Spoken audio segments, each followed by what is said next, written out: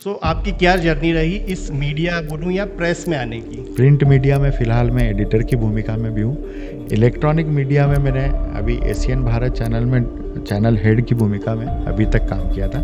उसके पहले 22 साल तक मैंने एनडीटीवी के लिए काम किया। मैं जो आज का मीडिया देख रहा हूँ कि वो 3 चीज़ों से मिलके बन रहा है। जी। उसमें एक प्रिंट है, उसमें एक इलेक्ट्रॉनिक है और अब जो नया इमर्जिंग हो गया सोशल मीडिया या डिजिटल मीडिया का डिजिटल है। मीडिया, हम प्रिंट मीडिया की समस्याओं को जानते हैं, हम इलेक्ट्रॉनिक मीडिया की समस्या को जानते हैं। एक नई विधा जो आई है उसकी समस्या जो आप लोग लेके आएंगे उसको हम शामिल करेंगे। उस हिंदुस्तान और पूरे देश भर में और पूरे दुनिया में एक ऐसा इंसिडेंट हुआ था जो सिर्फ इंदौर में हुआ। राम सेतु का आंदोलन था और सुबह 8 बजे हमारे पास एक सूचना आई कि हेमंत भाई, इंदौर के एयरपोर्ट पे कम से कम 250 लोग घुस चुके हैं। इंदौर का वो क्या इकोसिस्टम है या क्या वो प्रोसेसेस हैं जिसके थ्रू इंदौर का मीडिया ऑपरेट करता है? तो इंदौर प्रेस क्लब वो संस्था है जो इंदौर के प्रेस के लोगों की बात करती है। सो मतलब प्रेस क्लब जो एक ऑर्गेनाइजेशन है वो जितने भी उसके मेंबर्स हैं उसके वो हर फ्रंट पे काम करती है। Yes, चाहे वो उसकी बिल्कुल। मेंटल हेल्थ को लेके हो, चाहे बिल्कुल। फाइनेंशियल कंडीशंस को लेके Yes, हो। पिछले 4 महीने पहले हमारे 2 साथी सिर्फ इस इशू पे उन्होंने आत्महत्या कर ली कि वो तनाव में थे। उनके कुछ इश्यूज थे, वो किसी को शेयर नहीं कर पाए। तो आप क्या अभी डिफरेंस देखते हैं तीनों मीडिया में कि कौन सा media is the most preferred आज भी, जी। और कौन सा मीडिया ऐसा है कि यार ये उस इंडस्ट्री को डिस्टर्ब कर रहा है या उस इंडस्ट्री की जो इमेज है उसको ख़राब कर रहा है? जो सबसे बड़ा चैलेंज है वो है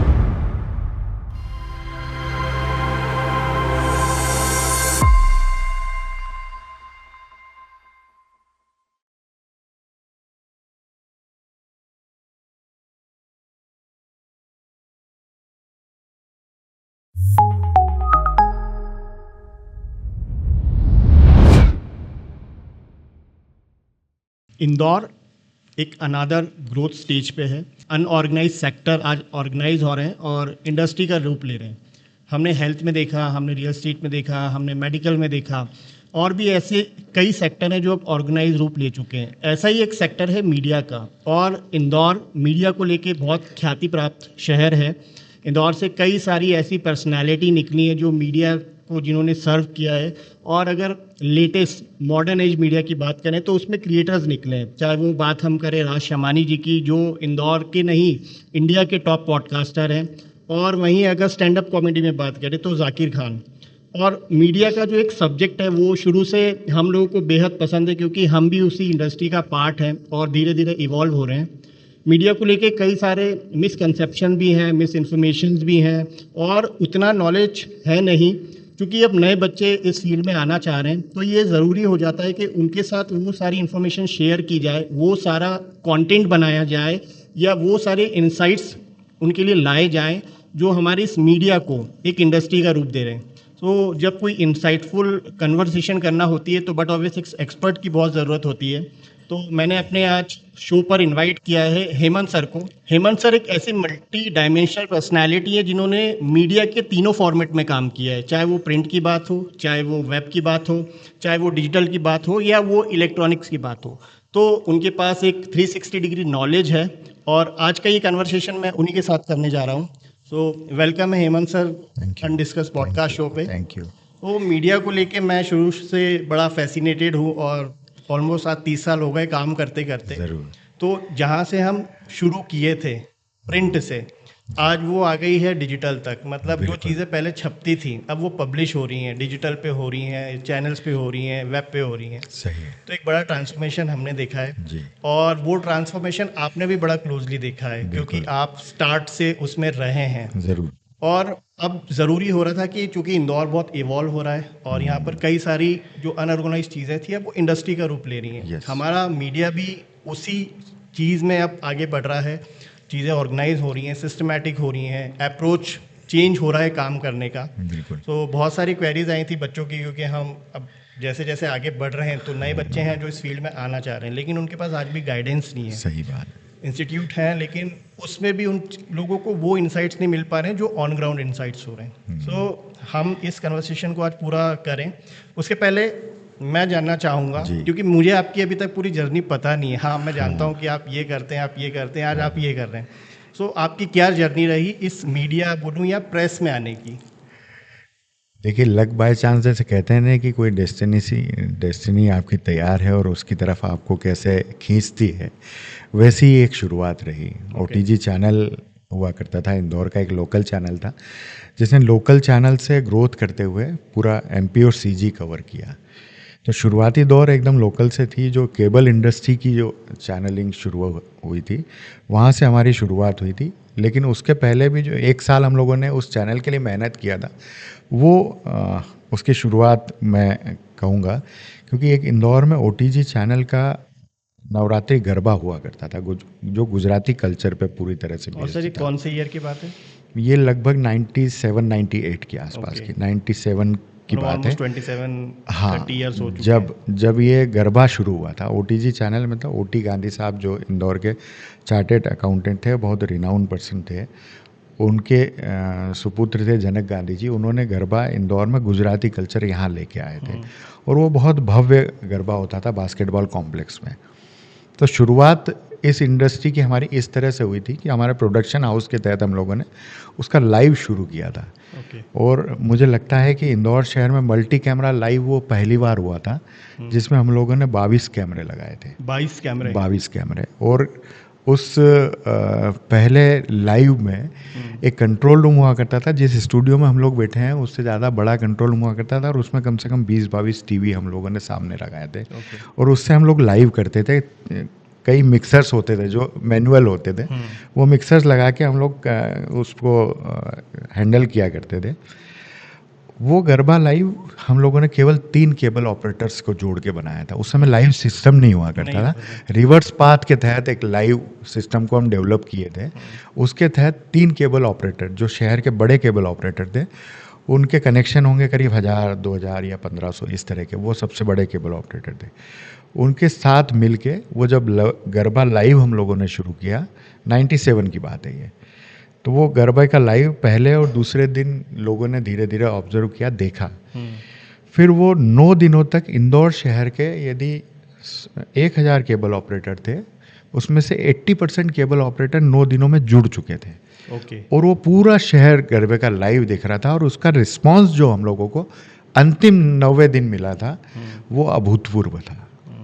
और जिस दिन हम लोग रात में 2:30-3 बजे जब गरबा लाइव कंप्लीट होने के बाद में हम लोग खाना खाने के लिए बैठे थे, तब जनक गांधी जी के मन में और हमारे मन में एक चीज़ आई थी कि जब इतने केबल ऑपरेटर एक हो सकते हैं, तो क्यों ना इसको एक चैनल का रूप दिया जाए। और यदि वो चैनल बनता है तो हम आगे उसको न्यूज़ के रूप में डेवलप कर सकते हैं। तो वो एक प्लानिंग जो हमारी शुरुआत हुई थी, उसको अगले साल हम लोगों ने इम्प्लीमेंट किया, और हमने ओटीजी न्यूज़ के नाम से, जनक गांधी जी का पूरा उसमें इनिशिएटिव था। टीम के रूप में हम लोग काम करते थे। मेरे बड़े ब्रदर तरुण भैया वो पूरा लीड करते थे टेक्निकली सारी चीज़ों को, और वो शुरुआत थी इंदौर शहर में एक लोकल चैनल की, जिसका नाम था ओटीजी चैनल। मतलब तब तक कोई न्यूज़ चैनल, उसके पहले कोई न्यूज़ चैनल इंदौर शहर में और नेशनली कोई डीडी के अलावा कोई ऐसा ऑप्शन था? डीडी न्यूज़ के अलावा कोई चैनल नहीं था। जी न्यूज़ भी उसके बाद ही आया था। मतलब ओटीजी के बाद आया जी। मतलब अगर देखा जाए तो हम इस चीज़ के जन्मदाता है कि ये जो न्यूज़ चैनल, बिल्कुल, ये इंदौर शहर के हर बाशिंदा जो हमको जानता है, वो ये कहता है कि इंदौर शहर में इलेक्ट्रॉनिक मीडिया को इंट्रोड्यूस कराने वाले व्यक्ति जो है, वो तरुण भैया है। नहीं, तरुण सर का तो मुझे भी, मतलब मेरे सर पे भी एक वो बहुत बड़ा हाथ है उनका, हमारी भी सक्सेस में उन्हीं का रोल है जी। तो सर न्यूज़ चैनल से स्टार्ट किया आपने। हाँ। और मैं जो आज का मीडिया देख रहा हूँ कि वो 3 चीज़ों से मिलके बन रहा है जी। उसमें एक प्रिंट है, उसमें एक इलेक्ट्रॉनिक है, हाँ। और अब जो नया इमर्जिंग हो गया सोशल मीडिया या डिजिटल मीडिया का है। तो इस तीनों में आपका ट्रांसफॉर्मेशन कैसा हुआ? क्योंकि मैं जानता हूँ आपको तीनों चीज़ें या तीनों विधाओं में आप पारंगत है, आपने तीनों फील्ड में काम किया। तो ये जर्नी कैसे आगे बढ़ती गई? देखिए, कई चीज़ें जैसे आगे बढ़ती है, उसी आधार पे मैंने ओटीजी में जब शुरुआत किया था, तो ओटीजी चैनल धीरे धीरे इतना इस्टेब्लिश होने लगा था कि हम इंदौर से उज्जैन से देवास से धार, झाबुआ, नीमच, मंदसौर, ऐसे मालवा, निमाड़ कवर करते हुए हम लोग अलग अलग, बुंदेलखंड, इसमें भी रीजन में भी तैयार हो गए थे। तो ग्वालियर, गुना, जबलपुर शहर, मतलब मध्य प्रदेश के हर कोने में हम लोग जा चुके थे। लगभग रीजनल हो गए थे। रीजनल हो गए, लोकल लेवल पे हम लोग रीजनल चैनल स्थापित कर चुके थे।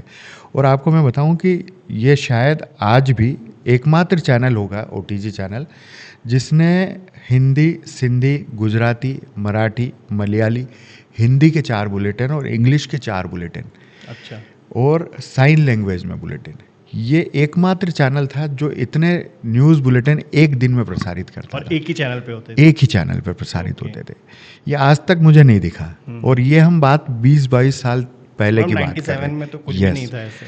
उस दौर में हम लोग ये रन करते थे। अब इसमें काम करते करते मैंने ग्वालियर इस्टेब्लिश किया, जबलपुर इस्टेब्लिश किया, गुना इस्टेब्लिश किया, उज्जैन इस्टेब्लिश किया, खंडवा इस्टेब्लिश किया, बुरहानपुर इस्टेब्लिश किया। यहाँ जाके न्यूज़ हम लोगों ने कैसे बनाना, कैसे एडिट करना, किस तरह से उसको संकलित करना, एडिटिंग करना, रिपोर्टिंग करना, ये सारी चीज़ें वहाँ के लोगों को समझाया और उसको वहाँ हवाले करके फिर हम लोग दोबारा इंदौर आए। ओके। अब जब इतना एक्सपीरियंस हुआ तो धीरे धीरे नाम ऊपर भी जाता है।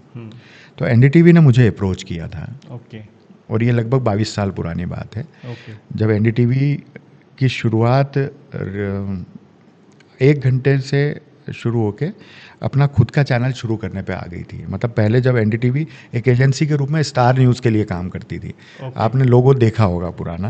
ओके। तो स्टार न्यूज़ के लिए एजेंसी के रूप में काम करती थी, फिर उन्होंने खुद का एक चैनल शुरू करने का मन बनाया मतलब था। उनका बुलेटिन जो स्टार न्यूज़ पे आता था ऐसा कुछ था? एजेंसी के रूप में एजेंसी की, ये न्यूज़ स्टोरीज कलेक्शन बनाते थे एजेंसी। और जैसे एएनआई बनाता है वैसे स्टोरीज दिया करते थे। उसका पे एनडीटीवी लेता था। ओके। वैसे शुरुआत हुई। एनडीटीवी का अप्रोच मुझ तक आया था। तो एनडीटीवी में मैं लगभग 22 साल पहले मैंने उसकी शुरुआत की थी इंदौर के नेशनल चैनल के रूप में। 22 साल तक लगातार मैंने इंदौर का मालवा और निमाड़ पूरा रीजन देखा था। मतलब मध्य प्रदेश के मालवा निमाड़ रीजन जो इस क्षेत्र का आता है, वो मंदसौर, नीमच, देवास, खंडवा, खरगोन, बड़वानी, ये सारा रीजन में देखा करता था और यहाँ की स्टोरीज़ में लगभग किया करता था। बहुत बड़ी बड़ी स्टोरीज़ हम लोगों ने ब्रेक भी की। और इस बीच चूँकि वो स्टिंगरशिप थी मेरे पास, तो हमें ये स्वतंत्रता हुआ करती थी कि आप किसी दूसरे चैनल में यदि काम करना चाहें तो कर सकते हैं। ओके। वो स्टिंगर थे। सिंगर के रूप में काम किया है। फिर मैंने इंडिया टीवी में कार्य किया। इंडिया टीवी जब आज की बात रजत शर्मा जी का चलता था, आपको याद हो, वो 1 घंटा पॉलिटिकल चलता था, स्टार न्यूज़ पे ही चलता था। उसके बाद जब चैनल आया तब भी मुझे ऑफ़र आया। मैंने दिल्ली में इंटरव्यू दिया। ये पहला इंटरव्यू था जिसमें मैंने आज तक के चैनलों में अभी तक इंटरव्यू को यदि चैनल में ज्वाइन करने के लिए हुआ तो वो मेरा इंडिया टीवी में हुआ। रजत शर्मा जी स्वयं ने मुझे अपॉइंट किया था। ओके। और मैंने लगभग वहाँ भी साल भर काम किया। ओके। और फिर उसके बाद ये जर्नी इंडिया टीवी शुरू हुआ। इंडिया टीवी में 1 साल किया। उसके अलावा आंखों देखी में मैंने कार्य किया। फिर मन हुआ कि इलेक्ट्रॉनिक में तो लंबा समय हो गया, अब इलेक्ट्रॉनिक में बहुत काम कर लिया और मन था कि कुछ प्रिंट मीडिया का ज्ञान लिया जाए। शुरुआती दौर में प्रिंट मीडिया की तरफ नहीं था, मेरा रुझान इलेक्ट्रॉनिक पे ही था। जब इतना काम कर लिया था तो मेरा मन हुआ कि अब प्रिंट मीडिया का नॉलेज ज़रूर लिया जाए। तो एज एक इंटर्नशिप करने के लिए मैं पीपुल समाचार गया था। ओके।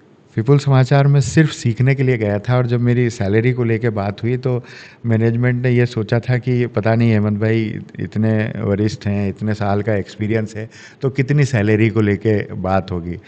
मुझे जब मेरे संपादक जी ने पूछा कि आप की सैलरी क्या चाहेंगे, आपका मन क्या है, तो मैंने कहा कि आप देंगे तो भी उचित है और न देंगे तो भी उचित है, मैं यहाँ सीखने के लिए आ रहा हूँ।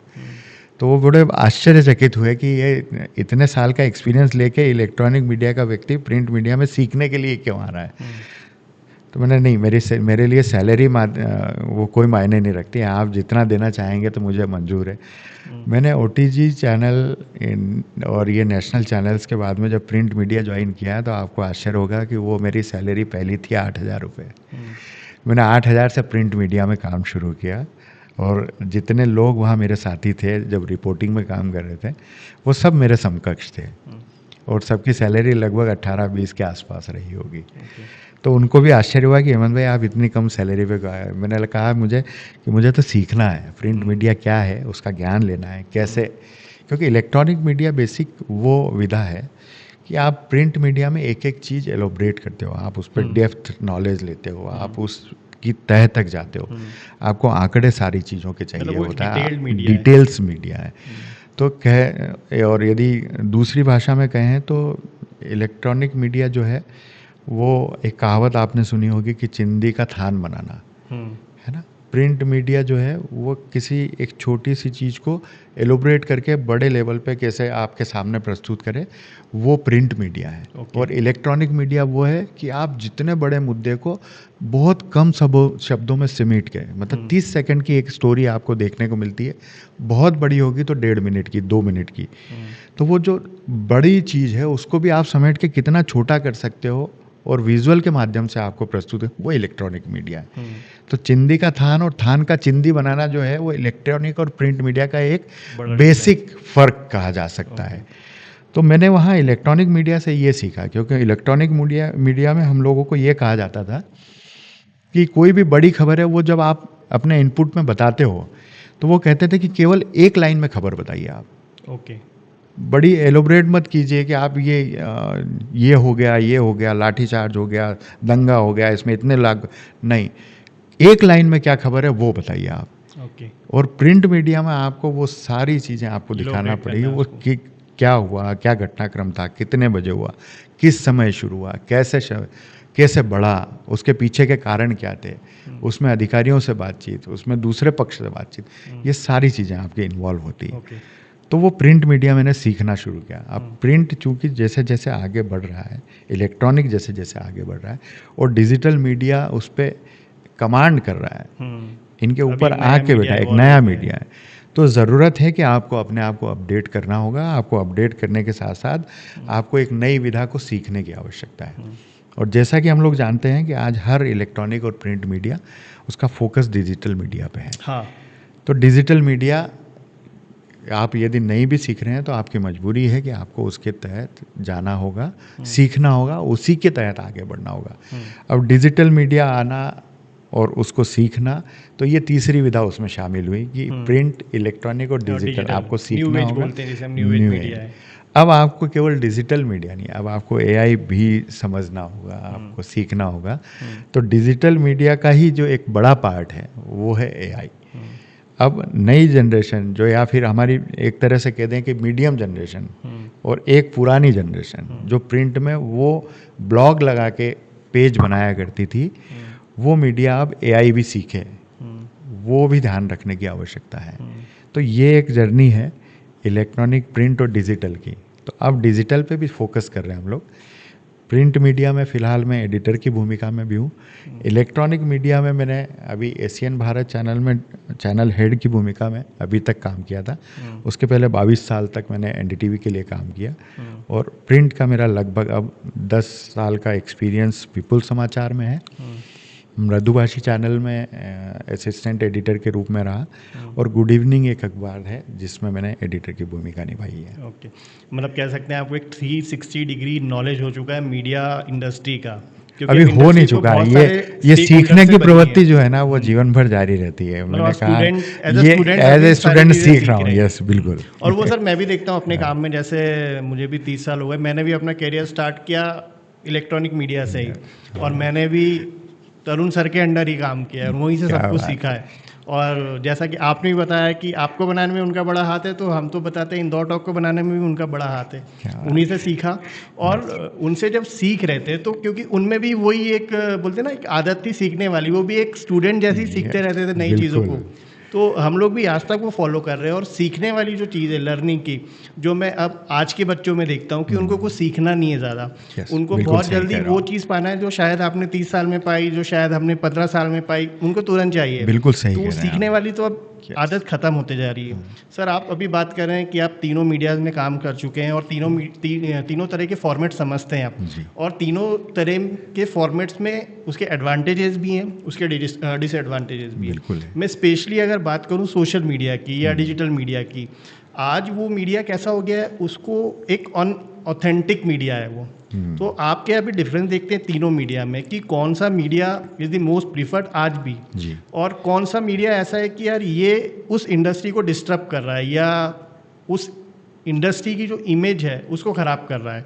तो ऐसे आप क्या एनालिसिस कर पाते हैं? जैसा आपने कहा कि तीनों मीडिया अपनी अपनी जगह मायने रखते हैं बस, लेकिन जो सबसे बड़ा चैलेंज है वो है विश्वसनीयता का चैलेंज। ट्रस्ट। आज की डेट में मीडिया पे ट्रस्ट एक सबसे बड़ा, वो हमारे साथ भी परेशानी आती है। हम किस पे ट्रस्ट करें, ये हमको जब तक हम खोजते नहीं हैं तब तक हमें पता नहीं चलता। आज भी मैं ये कहूँगा कि प्रिंट मीडिया सबसे विश्वसनीय मीडिया कहा जा सकता है, क्योंकि वो एक दस्तावेज है। यदि प्रिंट मीडिया में अखबार छप गया तो उसमें कभी कोई बदलाव नहीं हो सकता। हाँ। वो लाइफ टाइम आपका दस्तावेज हो गया, फिजिकल है, क्योंकि फिजिकल वो एक सबूत के तौर पे हो गया कि ये प्रिंट मीडिया में पेस्ट हो चुका है, ये प्रिंट हो चुका है। उसमें अब जीवन भर आपका कोई बदलाव नहीं हो सकता, उसको एडिट नहीं कर सकते, क्योंकि वो प्रिंट दस्तावेज है और फिजिकल है। इलेक्ट्रॉनिक मीडिया में आप उसको एडिट कर सकते हो, आप उसको चेंज कर सकते हो, आप उसको डिलीट कर सकते हो। ये एक परेशानी है, मतलब आप उसमें चेंज कर सकते हो, ये एक सुविधा है, लेकिन उसमें विश्वसनीयता की कमी आती है।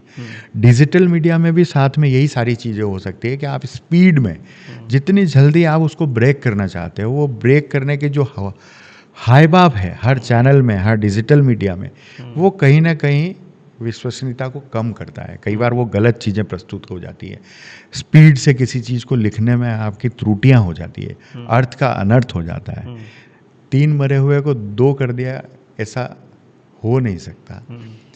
2 को 3 किया जा सकता है। व्यक्ति की डेथ का आंकड़ा बढ़ सकता है, कम कभी नहीं हो सकता। जिसकी डेथ हो गई उसको आप जीवित कभी नहीं कर सकते। ऐसे हम कई इंसिडेंट देखते हैं कि ये विश्वसनीयता कहीं ना कहीं इलेक्ट्रॉनिक और डिजिटल के साथ देखने को मिलती है। लेकिन जैसे जैसे आगे बढ़ रहा है, क्रॉस चेक का सिस्टम भी आप लोगों के साथ लागू करना होता है। हम लोग हर चीज़ को क्रॉस चेक करते हैं। आज इंस्टाग्राम, यूट्यूब, फेसबुक, इन पे जो चीज़ें जाती है वो हमारा एक खबरों का सोर्स है, माध्यम है, लेकिन हमको उसे क्रॉस चेक करने की आवश्यकता है। हम क्रॉस चेक नहीं करेंगे तो आप वो गलत चीज़ें प्रस्तुत कर सकते हो पब्लिक के सामने। तो विश्वसनीयता एक बहुत बड़ा इशू है जो इन तीनों मीडिया में कहीं ना कहीं आपको अलग अलग करता है कि आपको कैसे किस चीज़ को प्रस्तुत कैसे करना है। थोड़ा सा आराम से करेंगे तो शायद वो ब्रेकिंग न्यूज़ में हम पीछे रह जाएंगे, इसलिए डिजिटल मीडिया में वो सावधानी रखने की आवश्यकता है। तो इलेक्ट्रॉनिक में वो सावधानी रखना है। ब्रेकिंग होता है कि ऑथेंटिसिटी होता है? ऑथेंटिसिटी सबसे इम्पॉर्टेंट है। इसलिए मैं एनडीटीवी में 22 साल काम किया। उसका एक उदाहरण बताता हूँ कि एनडीटीवी में कई बार सब्जेक्ट ऐसे आते थे कि किसी और चैनल पर कोई ब्रेकिंग चलता था, इनपुट से हमें फ़ोन आते थे कि हेमंत, इंदौर शहर में ये हुआ है, आप उसको अभी तक आप लोगों के पास से ब्रेकिंग नहीं आया। तो हम ये कहते थे कि सर मैं इसको ऑथेंटिक तरीके से पूरा सर्च कर रहा हूँ, कितने लोगों की डेथ हुई है, क्या हादसा हुआ है, कब हुआ है, कैसे हुआ है, ये मैं जैसे ही मेरे पास इनपुट आता है ऑथेंटिक मैं आपको दूंगा।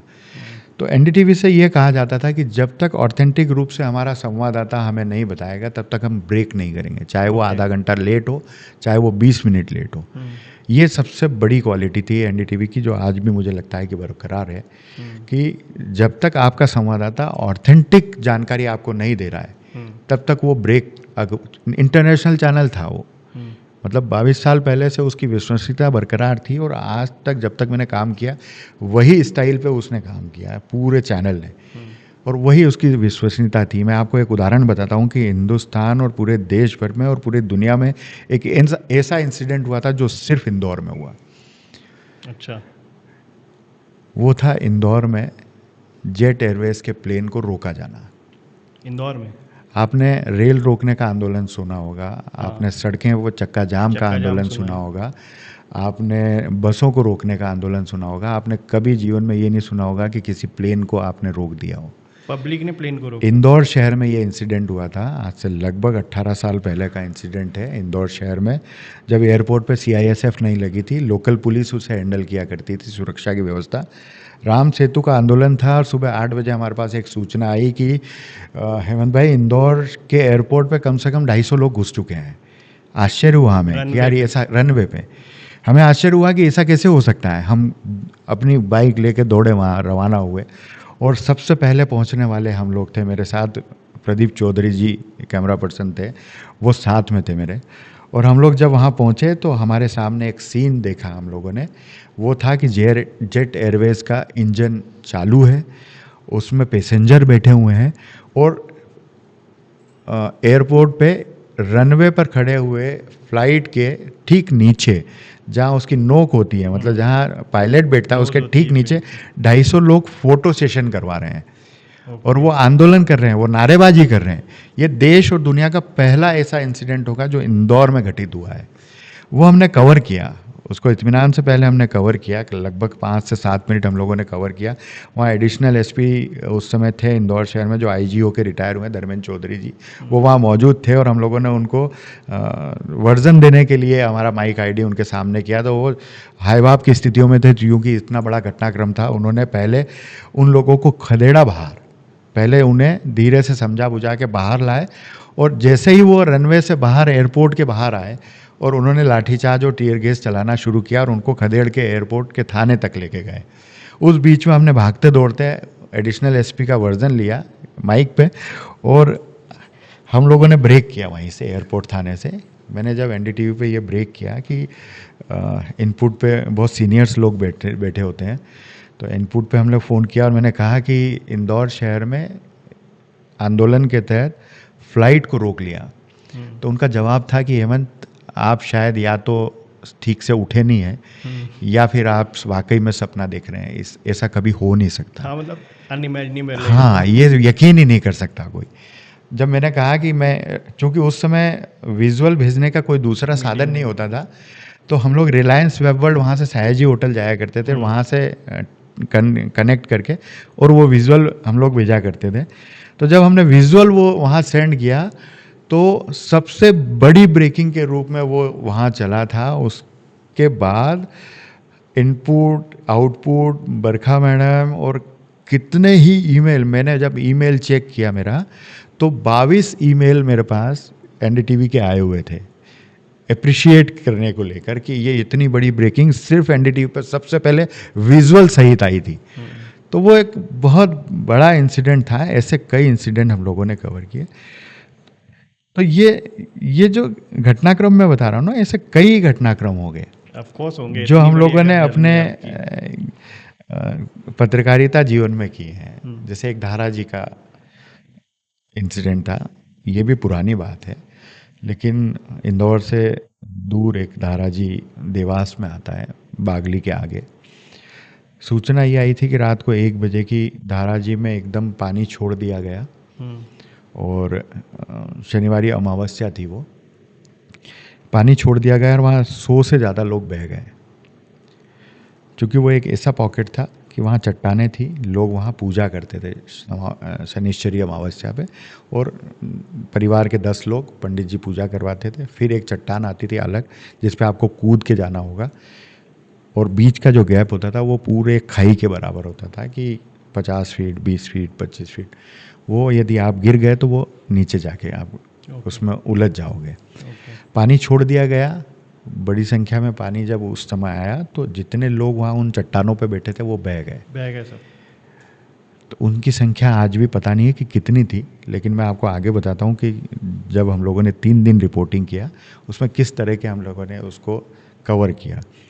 कि हम लोगों के पास ब्रेकिंग आया था कि 8 लोग बह गए, जिसमें से 7 लोगों को बचा लिया गया है, 1 व्यक्ति बह गया है। पर जो सोर्स थे हमारे, वो कहते थे कि बोले बहुत सारे लोग बहे हैं हेमंत भाई। जब हम लोग, अब चूंकि बहुत दूर था उस समय, ज़्यादा कच्ची सड़कें थी, रोड ज़्यादा डेवलप नहीं थे, गाँव से होते हुए हम लोग करीब 4 घंटे में धाराजी पहुँचे। रात में निकले थे तो सुबह अल सुबह पहुँचे, अंधेरा था, तब तक ज़्यादा सीन पता नहीं था, गिनती के इक्का दुक्का लोग दिखाई दे रहे थे। पर धीरे धीरे जैसे जैसे उजाला हुआ, अधिकारियों का आना शुरू हुआ, घटनाक्रम थोड़ा बड़ा होना शुरू हुआ, लोगों से बात करना शुरू की, तो कई लोगों के लोग मिसिंग थे। जो बच गए थे वो ये बता रहे थे कि हमारे 15 लोग मिसिंग हैं, हमारे 20 लोग मिसिंग हैं, हमारे 6 लोग मिसिंग हैं, और सब खोज रहे हैं। धारा चूँकि उस समय छोड़ा था, उसके बाद पानी थोड़ा लेवल हो गया था, लेकिन वो चट्टानें नहीं दिखाई दे रही थी, पानी पानी दिखाई दे रहा है।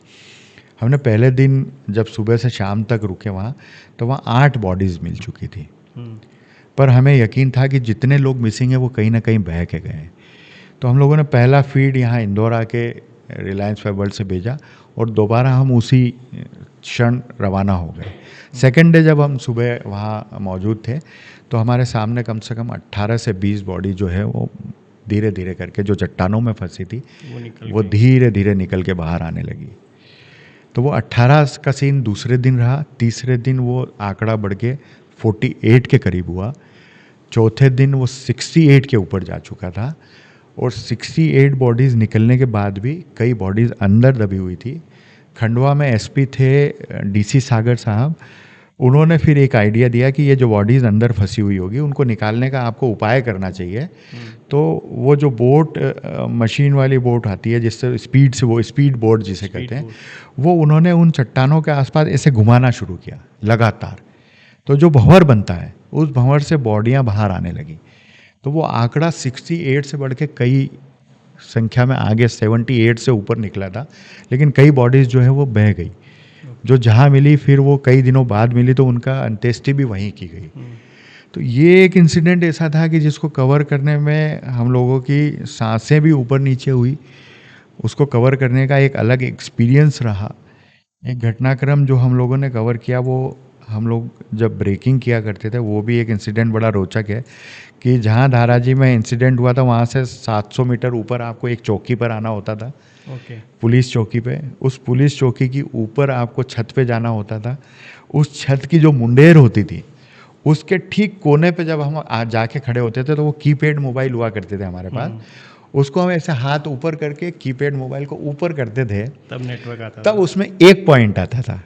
और यदि वो डायल हो गया, रिंग चली गई और आवाज़ थोड़ी सी आ गई तो हम केवल यूं ब्रेक करते थे कि देखिए मुझे नेटवर्क नहीं मिल रहा है, मैं आपको केवल इतना ब्रेकिंग बताना चाह रहा हूं कि आज धाराजी में 78 बॉडीज़ मिल चुकी है और अभी भी इतने लोग मिसिंग हैं। हम ऐसे ब्रेक किया करते थे। फिर हम इंदौर आते थे, रिलायंस वेबवर्ल्ड से मेल करते थे, फैक्स किया करते थे, मेल किया करते थे, तब जाके वो खबर ब्रेक होती थी। सर आप एक अभी ऐसी जर्नी बता रहे हैं, शायद उस समय हमारे पास कोई रिसोर्सेज होते ही नहीं थे, रिसोर्स चाहे वो था ही नहीं। ट्रांसपोर्टेशन की बात कर ले, चाहे कम्युनिकेशन की बात कर लें, चाहे रिकॉर्डिंग भी इतनी। अच्छा, रिलायंस वेबवर्ल्ड भी एक बाद का टेक्नोलॉजी का अपडेट था जब रिलायंस ने बहुत अच्छा अपडेट किया, लेकिन उसके पहले जो हमारे पास साधन हुआ करते थे वो थे बस। हम कैप्चर किया करते थे, रिकॉर्ड किया करते थे, उसके बाद वो टेप जो होता था HD का टेप, उसको हम बस में रख के भोपाल रवाना करते थे। वो भोपाल में फिर वो टेप उठाए जाते थे, उसको एडिटिंग किया जाता था, फिर वो प्रसारित होता था। तो एक खबर को लगभग 8 से 10 घंटे आप मिनिमम मान के चलो कि ब्रेक होने में इतना समय लगता था, मतलब विजुअल सहित। तो सर उस ज़माने के चैलेंजेस अलग थे, ट्रांसपोर्टेशन था, कम्युनिकेशन था, चीज़ों को कैसे पहुंचाएं, रिकॉर्ड करें, या हमें कैसे वहां तक पहुंचना है वो भी एक इशू था, नेटवर्क्स नहीं होते थे। बिल्कुल। लेकिन आज जब सब कुछ है, आज हम AI की भी बात कर रहे हैं, अभी आपने भी बताया कि भाई अब नेक्स्ट एरा जो आ रहा है वो AI का आ रहा है। तो आज के क्या चैलेंजेस हैं कि आज सब कुछ नॉर्मल है, कोई चैलेंजेस नहीं है आज हमारी इस फील्ड में, मीडिया की? देखिए, मैंने कहा ना कि विश्वसनीयता सबसे बड़ा चैलेंज है AI के दौर में आज भी, और जब सुपर AI आ जाएगा तब भी ये रहेगा।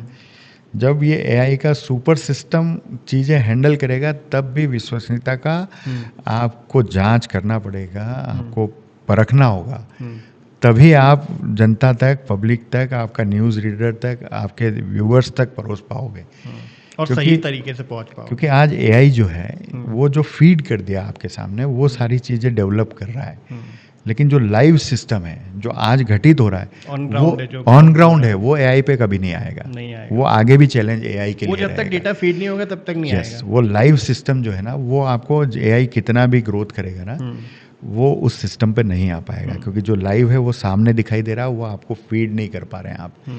वो सिस्टम जब तक डेवलप नहीं होगा तब तक वो विश्वसनीयता की कमी रहेगी, और विश्वसनीयता तभी आएगी जब आप हम चीज़ों को परखेंगे और वो प्रस्तुत करेंगे।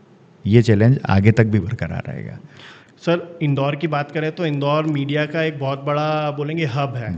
यहाँ पर कई सारे संस्थान हैं जो जर्नलिज्म की पढ़ाई करवा रहे हैं, यहाँ पर कई सारे अखबार हैं जो यहाँ से पब्लिश होते हैं, यहाँ पर कई सारे लोकल न्यूज़ चैनल हैं, अब मॉडर्न एरा में कई सारे यूट्यूब चैनल हैं, बहुत सारे खुद कंटेंट क्रिएटर्स हैं, बहुत सारे स्ट्रिंगर्स हैं। तो अभी इंदौर का वो क्या इकोसिस्टम है या क्या वो प्रोसेसेस हैं जिसके थ्रू इंदौर का मीडिया ऑपरेट करता है? क्या यहाँ पर कोई संस्थान है, यहाँ पर कोई अथॉरिटीज़ हैं, यहाँ पर कोई ऑर्गेनाइजेशन जो पूरे इस मीडिया फील्ड को गवर्न करती हैं या आगे बढ़ा रही हैं? देखिए, बेसिकली तो हर मीडिया स्वतंत्र मीडिया है कहीं ना कहीं, कि एक अखबार है तो वह अपना खुद का अखबार है, वह स्वतंत्र है। इलेक्ट्रॉनिक चैनल है तो वो अपना अखबार अपना चैनल है, लेकिन वो अपने आप में स्वतंत्र है। डिजिटल मीडिया की भी बात करें तो डिजिटल मीडिया जिसका है वो उसका इंडिविजुअल और वो स्वतंत्र है, लेकिन इसके ऊपर एक संस्थाएं हैं जो उनके पत्रकारों के हितों की बात करने की बात करती है। संस्थाओं पे कोई कमांड नहीं है किसी का, क्योंकि वो सरकार का काम है ना। मीडिया पे कमांड जो है वो सरकार का है केवल, लेकिन मीडिया को चौथा स्तंभ कहा जाता है। वो अपने आप में स्वतंत्र है और वो मुद्दों को खड़ा करता है, उठाता है, जनता के हितों की बात करता है और हितों की बात आप तक पहुंचाता है कि सही क्या है, गलत क्या है।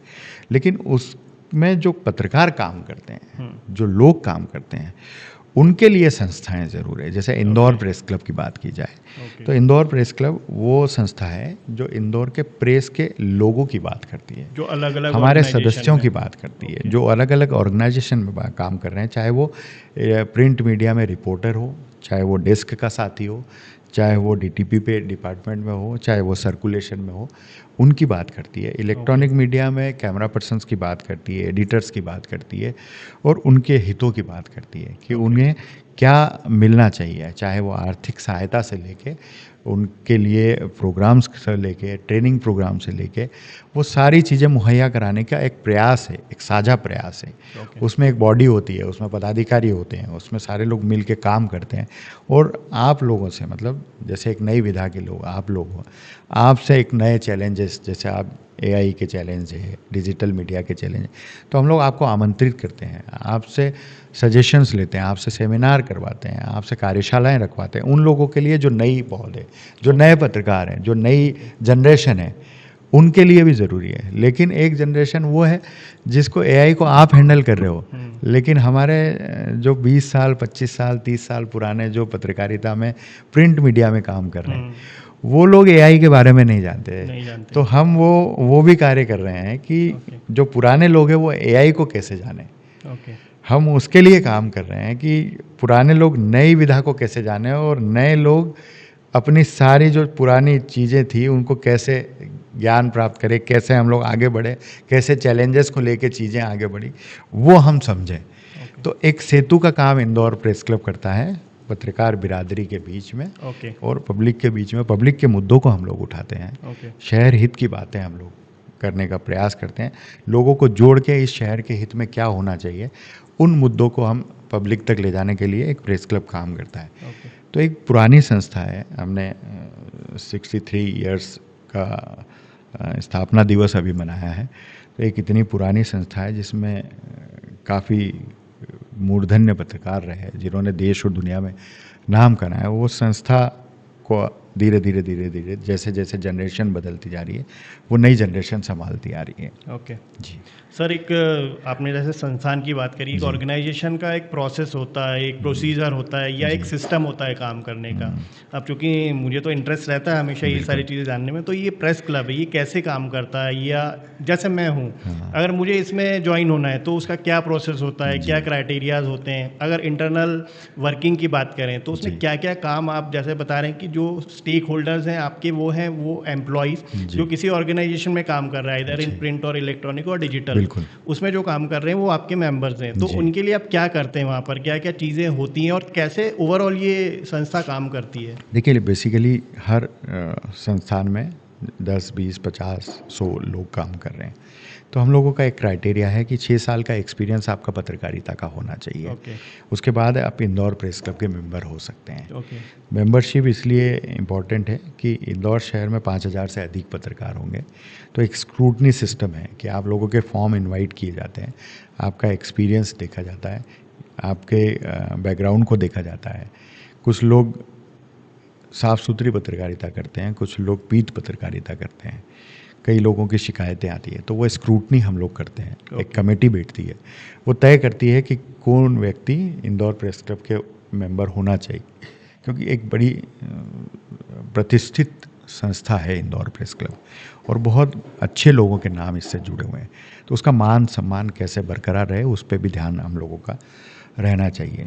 तो एक सिस्टम बनाया हुआ है कि स्क्रूटनी होती है, फॉर्म मंगाए जाते हैं, तय किया जाता है कि इतने एक्सपीरियंस के बाद में इसको लिया जाना चाहिए। मेंबरशिप ओपन होती है, बहुत ज़्यादा मेंबरशिप बढ़ाने का मकसद नहीं होता है। आज भी यदि इतने 60 सालों में केवल हम लोगों के 1502 मेंबर हैं टोटल। तो मेंबरशिप ओपन होती है, पर धीरे धीरे हम लोग उसमें छटनी करके ये मकसद होता है कि 20, 30, 40 नए मेंबर बनाएं। जो नए लोग हैं या जिनका एक्सपीरियंस इतना हो गया, उन लोगों को शामिल किया जाए।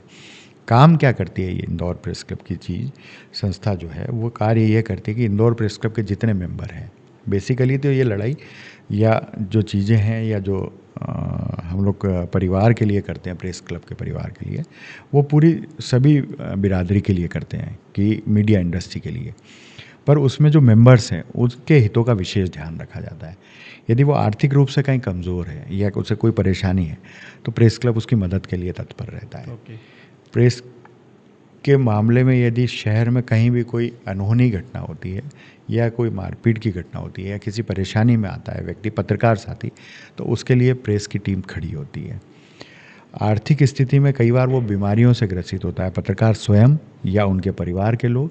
तो ऐसी स्थिति में हम लोग साथ होते हैं, आर्थिक रूप से मदद करते हैं, उनको जो हर संभव मदद की आवश्यकता होती है, सरकार और प्रशासन के समन्वय के साथ में हम लोग वो कार्य करते हैं। इसके अलावा जो नई नई विधाएं, जैसे आप प्रिंट मीडिया की, इलेक्ट्रॉनिक मीडिया की, डिजिटल की मीडिया की बात करते हैं, तो हमारे लोगों को उनमें प्रशिक्षण कैसे दिया जाए, कैसे नई चीज़ें सिखाई जाए, उसके सेमिनार आयोजित करते हैं, कार्यशालाएं आयोजित करते हैं, ताकि एक अपडेट रहे। जैसे हेमंत शर्मा यदि प्रिंट मीडिया में है तो इलेक्ट्रॉनिक सीखना है, तो उसके लिए भी हम लोग कुछ प्रोसेस शुरू कर दें। न सिर्फ उनके परिवार, मतलब न सिर्फ वह सदस्य, उनके परिवारों को भी हम इन्वॉल्व करते हैं। हम लोगों का एक कार्यक्रम है काबिलियत को सलाम, जिसमें हम लोगों ने इस बार 80 से ज़्यादा बच्चों को सम्मानित किया। ये वो बच्चे हैं जो प्रेस क्लब के मेंबर्स के बच्चे हैं और 80% से अधिक जिन्होंने अंक हासिल किए हैं। ये उनके लिए भी अचीवमेंट है, परिवार ने भी उनके ऊपर खूब मेहनत किया, हम उनको सम्मानित करते हैं। इसके अलावा हम उनको सम्मानित करते हैं जिन्होंने अलग अलग विधाओं में, खेल में यदि किसी को गोल्ड मेडल मिला है, किसी ने IIT में किसी का चयन हुआ है, किसी का IIM में चयन हुआ है, तो ये बहुत गर्व की बात है हम लोगों के लिए भी कि हमारे ही परिवार के लोग इस ऊंचाई तक जा रहे हैं। कोई ने आर्मी में ज्वाइन किया, किसी का बड़ा अचीवमेंट है, तो हम लोग उनको शामिल करते हैं, उनको प्रोत्साहित करते हैं, बच्चों को प्रोत्साहित करते हैं और आगे चीज़ें बढ़े। हम लोगों का एक बड़ा कार्यक्रम होता है, हर स्थापना दिवस पे हम लोग 3 दिवसीय कार्यक्रम रखते हैं, जिसमें पूरे देश भर के जितने ख्यात पत्रकार होते हैं, सब्जेक्ट पे हम लोग उनके सेमिनार करवाते हैं, उनकी कार्यशालाएँ करवाते हैं। नए पौध की जो नई जर्नलिज्म के बच्चे हैं जो हैं, उन्हें आमंत्रित करते हैं, वो वहाँ बैठते हैं, नई चीज़ें सीखते हैं, समझते हैं। तो ये एक प्रेस क्लब जो है वो संस्था पत्रकार साथियों के लिए, जैसे मैं उदाहरण के तौर पे बताऊं कि हम लोगों ने, अभी मैं महासचिव इंदौर प्रेस क्लब रहा और जिस दिन हम लोगों ने ज्वाइन किया महासचिव के रूप में जीत के चयनित हुआ था मैं, और उसके ठीक 4 महीने बाद कोविड का एक त्रासदीपूर्ण ये पूरा दौर आया था और इसमें हम लोगों ने करीब 22 पत्रकार साथियों को खोया भी है। उसमें हम लोगों की पूरी टीम ने, जो बॉडी है हमारे अध्यक्ष जी से लेके कार्यकारिणी के अंतिम मेंबर तक, हम लोग पूरे कोविड के दोनों जो काल थे उसमें एक भी दिन हम लोग घर नहीं बैठे। हम लोगों ने प्रेस परिवार के सदस्यों के लिए राशन की व्यवस्था करवाई, हम लोगों ने PPE किट की व्यवस्था करवाई, हमने सैनिटाइजर्स की व्यवस्था करवाई, हमने आटे, दाल, चावल की व्यवस्था जहाँ भी जिसको परेशानी आ रही है वो उसकी करवाई। हमने बच्चों के बिस्किट और मैगी तक का ध्यान रखा कि यार उन बच्चों को यदि आवश्यकता है तो हम लोगों ने वो तक अवेलेबल करवाई। उनके स्वास्थ्य के लिए यदि किसी को कोविड हो गया है तो उसकी जांच के लिए शिविर लगवाया हम लोगों ने उनको हॉस्पिटल में एडमिट करवाने के लिए जो जद्दोजहद उस दौर में चल रही थी, लोगों को बेड नहीं मिल रहे थे, उस समय प्रशासन से समन्वय कर उनको बेड दिलाने का काम किया। और मुझे लगता है कि हम लोगों के लगभग उस समय 1400 मेंबर थे, उसमें से 300 से अधिक लोगों को हमने हॉस्पिटल में एडमिट करवाया, उनका इलाज कराया, उनकी इलाज में आने वाली परेशानियों को दूर करवाया और आर्थिक रूप से उनको मदद करवाई।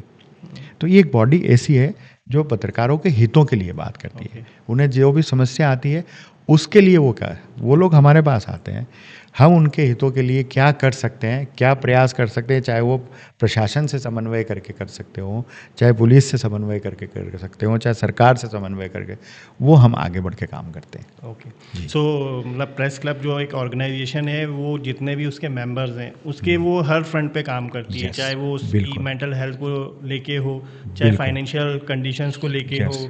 अभी मेंटल हेल्थ को लेके जो आपने इशू कहा है, मैं आपको एक चीज़ बताना चाहता हूँ कि पिछले 4 महीने पहले हमारे 2 साथी सिर्फ इस इशू पे उन्होंने आत्महत्या कर ली कि वो तनाव में थे, उनके कुछ इश्यूज थे, वो किसी को शेयर नहीं कर पाए। और जब आदमी मन ही मन में चीज़ों को लेकर तनावग्रस्त रहता है तो अंतिम बार वो ऐसे डिसीजन ले लेता है जो हमारे सामने आए हैं। उन्होंने 2 साथी हम लोगों ने खोए, दोनों यंग थे और उन्होंने आत्महत्या कर ली। इस बार हम लोगों ने ये तय किया है कि हम एक काउंसलिंग सिस्टम शुरू करेंगे कि हर व्यक्ति अपनी कोई अंदर की बात किसी को भी बताने से इसलिए बचता है कि कहीं ना कहीं वो बात बाहर निकलेगी तो उसकी बदनामी हो सकती है या फिर उसके साथ दूसरे एस्पेक्ट पे लोग बिहेव कर सकते हैं। तो हम एक काउंसलिंग सिस्टम शुरू करने वाले हैं कि जिसमें काउंसलिंग के लिए लोग वहाँ मौजूद होंगे और यदि कोई परेशानी उसके साथ है तो उसकी काउंसलिंग के लिए 2 लोग रहेंगे जो उसे समझाएंगे, उससे बाहर निकालने का प्रयास करेंगे। वो चीज़ें हमारे पास आएगी, वो हम उसको कैसे सॉल्व कर सकते हैं उस पर दिमाग लगाएंगे हम लोग। सर अभी आपने ये मेंटल हेल्थ पे आप ये जो करने आ रहे हैं इसके बारे में जो मुझे बताया, एक मेरा ऐसा मानना है क्योंकि इस इंडस्ट्री को मैं भी बहुत क्लोजली ऑब्जर्व करता हूँ, मैं दोनों तरीके से ऑब्जर्व करता हूँ, बीइंग एज अ कंज्यूमर कि मैं मीडिया को कंज्यूम कर रहा हूँ और बीइंग इस सिस्टम का पार्ट कि भाई मैं भी अपना कुछ ना कुछ आज चला रहा हूँ। सो मैं देखता हूँ कि जैसे हम लोग तो वैसे ऑपरेट नहीं करते हैं, मैं देखता हूँ कि जो एक मेन स्ट्रीम मीडिया है जिसके ऊपर एक बहुत बड़ी जिम्मेदारी है और बहुत सारे लोगों का विश्वास है।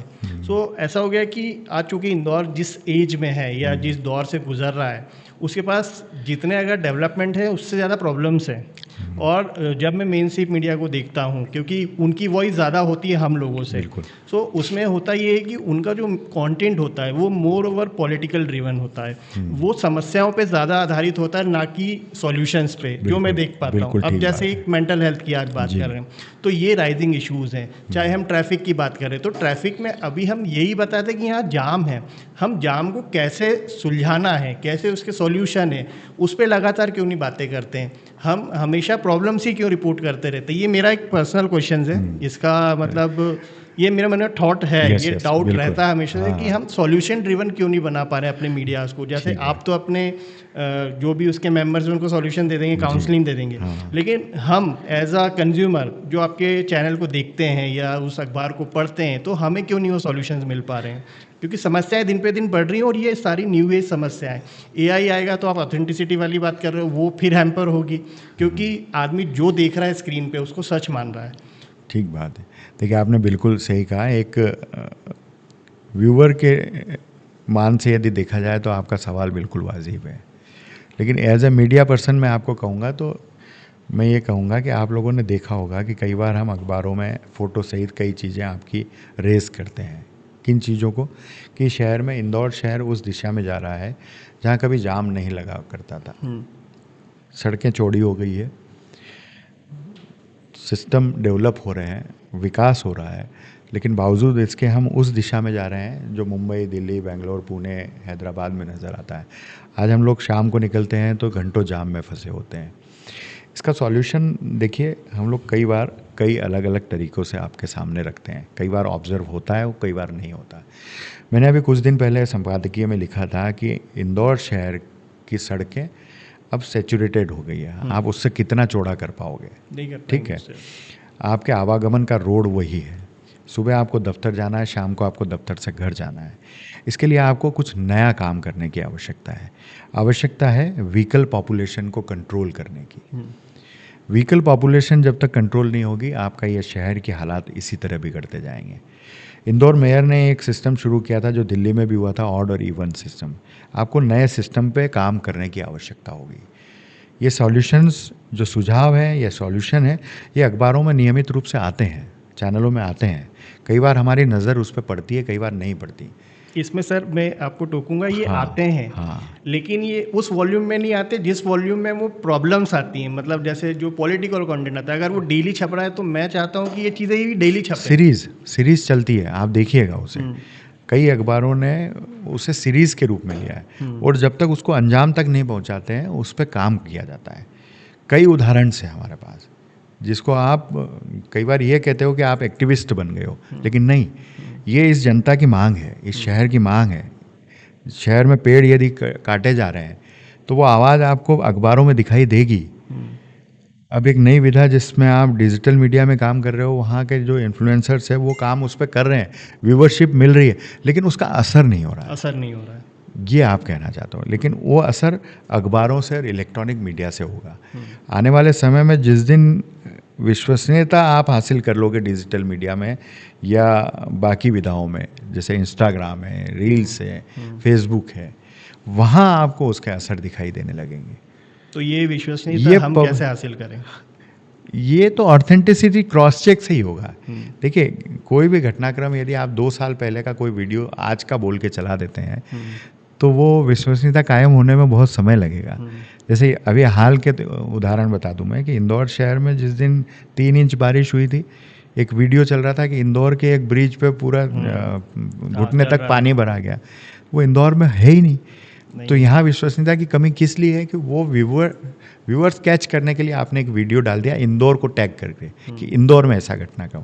वो तब तक नहीं हो सकता जब तक कि ऑथेंटिक चीज़ें हम खुद तय नहीं करेंगे कि हमें ऐसी चीज़ पोस्ट नहीं करना जिससे लोग भ्रमित हो। अब उस YouTube के वीडियो को या Instagram के वीडियो को दूसरा क्रॉस चेक करके सही क्यों करेगा, ये जिम्मेदारी आपकी और हमारी है। यदि हम उसे ऑथेंटिक रूप से प्रस्तुत करेंगे तो ये ऑथेंटिसिटी जीवन भर बनी रहेगी और लोग उस पर विश्वास करना शुरू कर देंगे। तो ये जिम्मेदारी आपकी और मेरी है, कोई दूसरा या कोई संस्था उसे करने नहीं आएगा। ये होता है सर, ये हर ग्रोइंग इंडस्ट्री का एक चैलेंज है। जैसे हम बात करते हैं आज रियल एस्टेट में देखें तो रियल एस्टेट में कई ऐसे प्लेयर्स आ गए या कई ऐसे लोग आ गए हैं जिनको उस फील्ड के बारे में कुछ नहीं पता। बिल्कुल सेम आप जो बता रहे हैं ना कि कोई भी कर देता है तो उसका इम्प्लीकेशन उसको पता नहीं, उसका सीधा उसका इफेक्ट किन लोगों पे होता है वो बहुत मायने रखता है। उसका सीधा सीधा है कि भाई मेरे तो व्यूज़ बढ़ जाए। अब उस व्यूज से उसको भी कोई फायदा नहीं हो रहा है, बस एक कियोस क्रिएट हो रहा है। तो सर वो एक एंटरटेनमेंट इंडस्ट्री हो गई एक तरह से। मोर ओवर इन्फ्लुएंसर इंडस्ट्री तो वैसी ही है और हम उसका पार्ट नहीं है। हम अपने आप को क्रिएटर्स बोलते हैं और हम बड़े सेंसिबली काम करते हैं। मतलब एक एक चीज़ को चेक करते हैं। ये हमारी जिम्मेदारी है। हाँ, इस जिम्मेदारी को हमें निभाना होगा। हाँ, ये सालों में सीखा है। और अभी कैसा हो रहा है कि अभी तो बस फ्री अकाउंट है, इंस्टाग्राम बनाया, गूगल बनाया, ये यूट्यूब बनाया और अपलोड कर दिया। हाँ, वहाँ रजिस्ट्रेशन का कोई सिस्टम नहीं है, उस पर कोई कमांड नहीं है अभी तक। वो कमांड जरूरी है, अभी उसकी कमी खलती है। सर एक इंदौर की एक बहुत बड़ी जर्नी है मीडिया में और हमने बहुत सारे रिनाउंड जर्नलिस्ट यहाँ से निकलते देखे हैं और जो अलग अलग बड़े चैनल्स में आज काम कर रहे हैं, बड़े बड़े अखबारों में आज काम कर रहे हैं और कुछ रिनाउंड ऐसे हैं जो ग्लोबली भी अक्लेम्ड है। लेकिन मैं चैलेंज फिर वहीं देखता हूँ कि आज जैसे मैं भी अपनी इंडस्ट्री में काम कर रहा हूँ, मैं बेसिकली कंटेंट इंडस्ट्री में काम करता हूँ, तो मुझे तो यहाँ पर अभी एट प्रेजेंट में इंदौर में अपनी इंडस्ट्री का कोई फ्यूचर दिखता नहीं है क्योंकि ये इंडस्ट्री अभी हम बना रहे हैं। ठीक बात। सेकंड, जब हम प्रिंट की बात करते हैं या इलेक्ट्रॉनिक्स की बात करते हैं तो जब मैं पुराना देखता हूँ तो बहुत सारे अच्छे बड़े बड़े नाम हमें दिखते हैं। सेकंड जनरेशन में आते हैं, आप वाली जनरेशन में आते हैं तो भी हमें बहुत सारे नाम दिखते हैं। मेरी वाली में आते हैं तो फिर उससे कम दिखते हैं। लेकिन मैं जो आप बार बार जो बोल रहे हैं, जो इस चीज़ में आप आना चाहते हैं, उनके लिए कोई लैंडमार्क्स नहीं दिखते मुझे या उनके लिए कोई मेंटरशिप नहीं दिख रही है। तो आपका क्या थॉट है, बीइंग एक कितने सीजन पत्रकार हैं आप, जर्नलिस्ट हैं और प्रेस क्लब में भी एक महत्वपूर्ण भूमिका में रहे हैं, तो आप क्या देखते हैं कि अगर इस चीज़ को अब आगे बढ़ाना है, एक जो जनरेशन को तैयार करना है, एक लेगेसी को आगे कंटिन्यू करना है, तो क्या वो चीज़ें हैं जो अभी नहीं हो रही हैं और क्या वो आपका विज़न है, क्या वो आपका थॉट्स है कि यार ये होना चाहिए? देखिए, नई जनरेशन में मुझे थोड़ा सा जो माइनस लगता है वो है क्यूरियोसिटी का, उत्साह का, या फिर किसी चीज़ को बहुत जल्दी अचीव करने का। उसके उदाहरण छोटे से मैं ये बताना चाहूँगा कि जैसे हम लोगों ने जब पुराने लोगों से हम लोग सीखने की कोशिश करते थे तो हम वहाँ जाते थे, समझते थे, उसको एडॉप्ट करते थे, परमिशंस लेते थे और चीज़ों को आगे बढ़ाते थे। आज की नई जनरेशन बहुत फास्ट है। आज हम लोगों के पास में, जैसे मैं संपादक की भूमिका हूँ पीपुल समाचार में, इंटर्नशिप जो करने वाले बच्चे हैं वो हमारे पास आते हैं। वो ये देखते हैं कि सर हमें इंटर्नशिप करना है, 2 दिन 3 दिन महीने भर काम करने की इच्छा जागृत करते हैं। हम उन्हें कहते हैं कि कम से कम 3 महीने से 6 महीने आप लोगों को यहाँ काम करना होगा। इंटर्नशिप का जो हम फंड दे सकते हैं वो हम लोग देते हैं, सर्टिफिकेट देते हैं। लेकिन जो उनका मन होता है ना सर, वो किसी छोटे अखबार में काम करने का नहीं है, उनका किसी छोटे चैनल में काम करने का नहीं है, उनका रीजनल चैनल में काम करने का मन नहीं है। वो सीधे, आपका एजुकेशन कंप्लीट हुआ, इंटर्नशिप भी आप करना चाहते हैं, तो वो सीधे जो है वो Star News, NDTV, India TV, R Bharat या ऐसे चैनल में जाना चाहते हैं जो जल्दी ग्रोथ दे आपको, जो चेहरे से आपको लोग पहचानने लगे। पर वो जो पहले उसका जो बेस बनाने की आवश्यकता है, खुद के ज्ञान की आवश्यकता है, वो रखना बहुत ज़रूरी है। देखिए आज कई यूनिवर्सिटीज़ में पत्रकारिता विभाग है और वो पढ़ा रहे हैं, बावजूद इसके जो बच्चे वहाँ पढ़ रहे हैं वो उनकी उपस्थिति वहाँ नहीं होती। शिक्षक आपको पढ़ाने के लिए मौजूद है, अच्छे अच्छे एक्सपीरियंस वाले लोग हैं वहाँ पर, लेकिन बच्चों का इंटरेस्ट वहाँ कम नज़र आता है। वो केवल डमी के रूप में पढ़ना चाहते हैं, वो बहुत जल्दी आगे बढ़ना चाहते हैं इंटर्नशिप में कि सीधे आज तक और एनडीटीवी में दिखाई दे। वो किसी अखबार में बेसिक नॉलेज नहीं लेना चाहते। उनका बेसिक नॉलेज पत्रकारिता पढ़ने के बाद भी इतना कमज़ोर होता है। मैं सारे लोगों की बात नहीं कर रहा हूँ, पर जितने लोग आते हैं उनमें से कई प्रतिशत ज़्यादा लोगों का संख्या वो लोगों की होती है जिन्हें उसके आसपास, घर के आसपास का सिनेरियो पता नहीं होता है।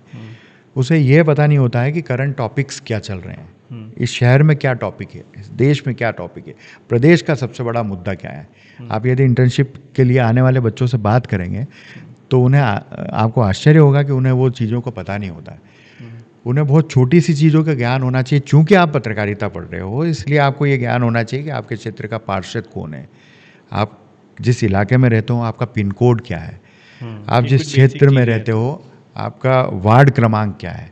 उसके थोड़ा ऊपर आप जाएंगे तो आपके क्षेत्र में कितने, पूरे शहर में विधायक कितने हैं, ये आपको नॉलेज होना चाहिए। आपके यहाँ कितनी पार्टी एक्टिव है, कितने विधायक किस पार्टी के हैं, ये आपको नॉलेज होना चाहिए। आपके यहाँ सांसद कौन है, मध्य प्रदेश का मुख्यमंत्री कौन है, भारत के राष्ट्रपति और उपराष्ट्रपति कौन है, ये बेसिक नॉलेज आपके पास होना चाहिए। वो नॉलेज की भी कमी नज़र आती है हमें। क्यूरियोसिटी, मतलब आपके पास जब सवाल नहीं है, यदि आप सवाल नहीं कर रहे हैं तो आप पत्रकार कैसे बन सकते हैं। तो सवाल होना बहुत ज़रूरी है और नई जनरेशन में उसकी कमी है। ग्रोथ बहुत जल्दी चाहती है नई जनरेशन, लेकिन उसमें जो आवश्यकता है उसको फुलफिल करना बहुत ज़रूरी है। उनको दिशा देने के लिए लोग बैठे हैं। आप इंटर्नशिप के लिए आएंगे तो आपके पास बेसिक नॉलेज होगा तो आपको 4 चीज़ें हम समझा सकते हैं, पर यदि आपके पास वो नॉलेज ही नहीं है तो एक तरह की रिस्क होती है कि आपने किसी काम को दिया है तो आपको आपकी पूरी एनर्जी उसके ऊपर देना होगी कि शाम को यदि वो खबर दे रहा है तो वो सही लिख रहा है कि नहीं लिख रहा है। एक इतना विश्वास आपके रिपोर्टर पे, एक नई जनरेशन की टीम पे होना चाहिए कि आपको एक काम दिया है उसमें 90% आप सही लिखोगे, 10% हम ठीक करवाएंगे, तो हम आपको गाइड करेंगे।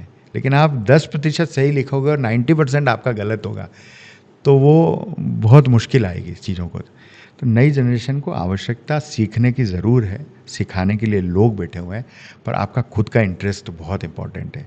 मुझ में क्यूरियोसिटी थी इसलिए मैंने प्रिंट मीडिया ज्वाइन किया एज ए इंटर्नशिप 18 साल के इलेक्ट्रॉनिक मीडिया के नॉलेज होने के बाद, नेशनल नॉलेज होने के बाद, नेशनल नॉलेज होने के बाद मेरी सीखने की प्रवृत्ति थी। आज भी कई अखबार के अच्छे अच्छे रिपोर्टर केवल व्यक्ति के पास इसलिए जाते हैं कि आप हेडिंग बहुत अच्छा बनाते हैं, ये मैं सीखना चाहता हूँ। आप सब हेड बहुत अच्छा देते हैं, आपका इंट्रो आपका बहुत अच्छा होता है, आपकी कॉपी बहुत अच्छी होती है। जो व्यक्ति 20 साल से काम कर रहा है और आपसे मैं प्रभावित हूँ कि आपकी कॉपी बहुत अच्छी है और मैं आपके पास सीखने आ रहा हूँ, तो मेरी लालसा है इसलिए मैं आ रहा हूँ, तो वो लालसा ख़त्म है, कम है। कईयों में है, वो सीख के आगे बढ़ रहे हैं। वो यहाँ का जो बंदा इंदौर शहर का है वो नेशनल पे काम कर रहा है। आज इंदौर का प्रतिनिधित्व दिल्ली में ज़बरदस्त ग्रोथ कर रहा है। हमारे पास कई नाम हैं ऐसे, जैसे सईद अंसारी जी की बात करो, सिद्धार्थ शर्मा की बात करो, कई ऐसे लोग हैं जो देश और दुनिया में इंदौर का नाम ऊपर ले जा चुके हैं। बिल्कुल, तो ऐसे लोग हैं सर, लेकिन आवश्यकता तो आपकी लालसा की है ना, अंदर दिल से बोलना चाहिए कि मुझे ये सीखना है, तब आप जाओगे उस पर। सर अभी जितना अभी हमने बात की उसमें मुझे चैलेंज तीनों जनरेशन में दिख रहा है। हाँ। जैसा आपने बताया कि जो हमारी पुरानी जनरेशन है जो इस फील्ड में है वो अभी टेक्नोलॉजी को अडॉप्ट नहीं कर पा रही है। हमारी जनरेशन है हाँ। उसकी क्रेडिबिलिटी नहीं बन पा रही है। हाँ। क्योंकि वो कुछ लोग ऐसे हैं हमारी फील्ड में भी कि जो क्रेडिबिलिटी बनने नहीं दे रहे हैं। वही बिल्कुल। आपने जो बताया कि भाई पुराने वीडियोस अपलोड कर देते हैं व्यूज़ के लिए।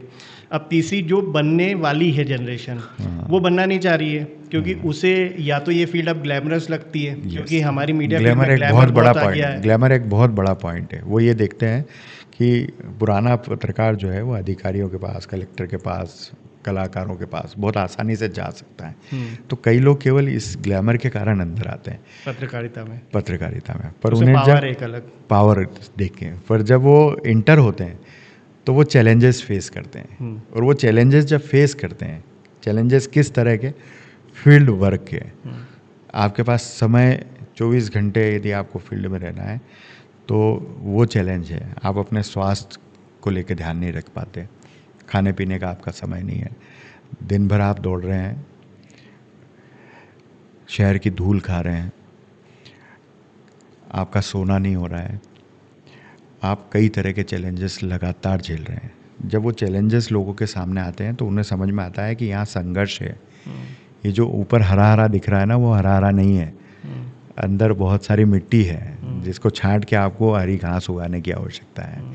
जब वो चैलेंजेस आप फेस करते हो ना, तब व्यक्ति को समझ में आता है कि मीडिया में आर्थिक रूप से मीडिया पर्सन्स बहुत परेशान हैं। वो हम लोगों के पास आती है सारी चीज़ें। कई अखबारों में, कई चैनलों में स्थितियाँ ये है कि आदमी की तनख्वाह 6,000, 8,000, 10,000, 15,000 तक है। वो कैसे सर्वाइव करेगा, कैसे बच्चों को पालेगा, कैसे घर चलाएगा, कैसे दूध का बिल देगा, कैसे बिजली का बिल देगा।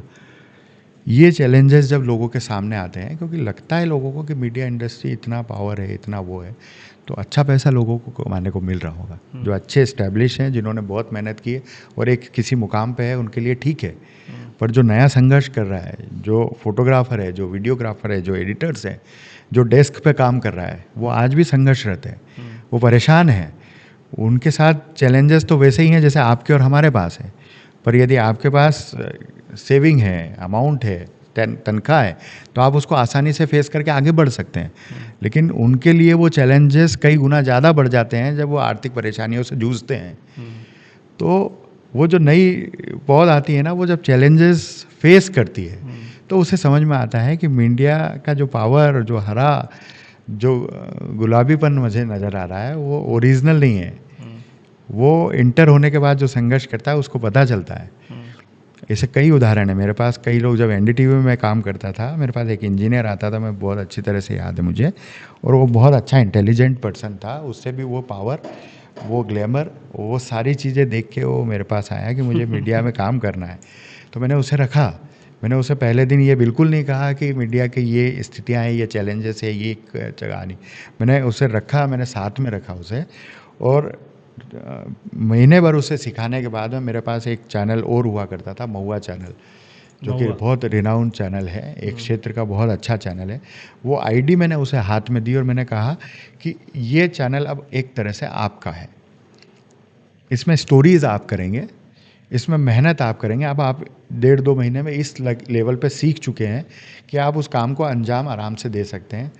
फिनिश करने का काम हमारा होगा, पॉलिश करने का काम हमारा होगा। आप मटेरियल लाइए, स्टोरी लिखिए, स्क्रिप्ट लिखिए, फुटेज भेजिए, फुटेज बनवाइए, और मैं आपको ये बताऊंगा कि आपने ये जो लिखा है वो सही लिखा है कि नहीं, या इस दिशा में काम कर सकते हो। उसने सर 3 महीने काम किया। 3 महीने काम किया तो उसे वो संघर्ष समझ में आया कि जब मुझे काम करना पड़ रहा है तो मैंने कैसे करना है। मुझे यहाँ तक उसे मैंने कहा था कि इस स्टोरीज़ का महीने भर जितना काम करोगे उसका जो चेक आएगा वो मैं सीधा आपके हवाले करूँगा। जितनी मेहनत आप करोगे उतना पैसा आपका होगा। तो उसने काम शुरू किया। 1 महीना, 2 महीना, 3 महीनों में पेट्रोल खूब जलाया उसने, खूब मेहनत किया, खूब संघर्ष किया। लेकिन जब 4 महीने, 5 महीने तक पैसा नहीं आता था चैनल से, तो वह हतोत्साहित होने लगा। ये एक अलग चैलेंज है।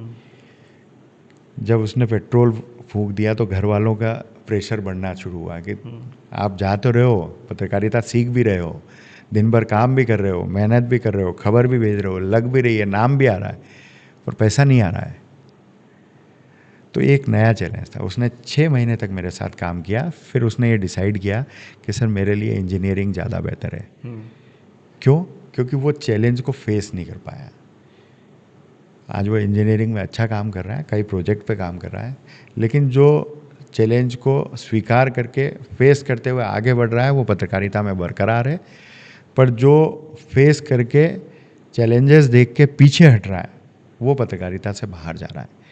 मतलब कहने का मतलब है कि मीडिया जो प्रोफेशन है वो एक पैशन है, मतलब उसमें पैसा नहीं है, पैशन है। नहीं, पैशन भी है और पैसा भी है सर। ओके। लेकिन चैलेंजेस भी है। ओके। उन चैलेंजेस को आपको स्वीकार करके जब तक आप अपने एक्सपीरियंस के साथ आगे नहीं बढ़ोगे तब तक आपको वो न पैसा मिलेगा, न ओहदा मिलेगा और न आपको वो ग्रोथ मिलेगी। ना शॉर्ट टर्म नहीं है ये शॉर्ट टर्म नहीं है सर। शॉर्ट टर्म चाहिए तो फिर आपको अलग लेवल पे जाना होगा जो चीज़ों को बदनाम करती है, जो परेशानियां पैदा करती है। सर जैसे हम एक कंटेंट इंडस्ट्री में काम कर रहे हैं और हमारा ड्रीम है इंदौर को कंटेंट इंडस्ट्री के रूप में डेवलप करना। आप मीडिया इंडस्ट्री में, और आपका भी एक ड्रीम होगा कि इंदौर की इस इंडस्ट्री को फॉर्मलाइज किया जाए और मीडिया का एक बड़ा स्वरूप दिया जाए। तो हमारे आइडल तो हैं, हम बताते हैं कि भाई राज शमारी जो इंडिया के नंबर 1 पॉडकास्टर हैं वो इंदौर से।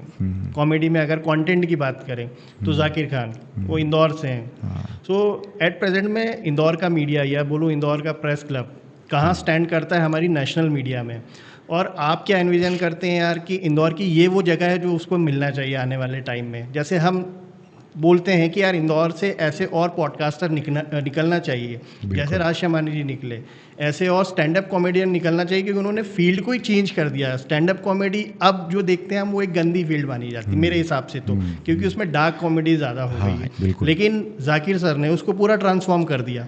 पॉडकास्टिंग में भी राज शमानी ने एक नए बेंचमार्क सेट किया। और अब मीडिया का भी एक इवोल्यूशन हो रहा है, ट्रांसफॉर्मेशन हो रहा है, न्यू एज आ रहा है। तो आप क्या एनविजन करते हैं कि अगर इंदौर प्रेस क्लब एक ऐसी ऑर्गेनाइजेशन बनना चाहिए, या अभी कहाँ वो स्टैंड करती है नेशनल मीडिया में?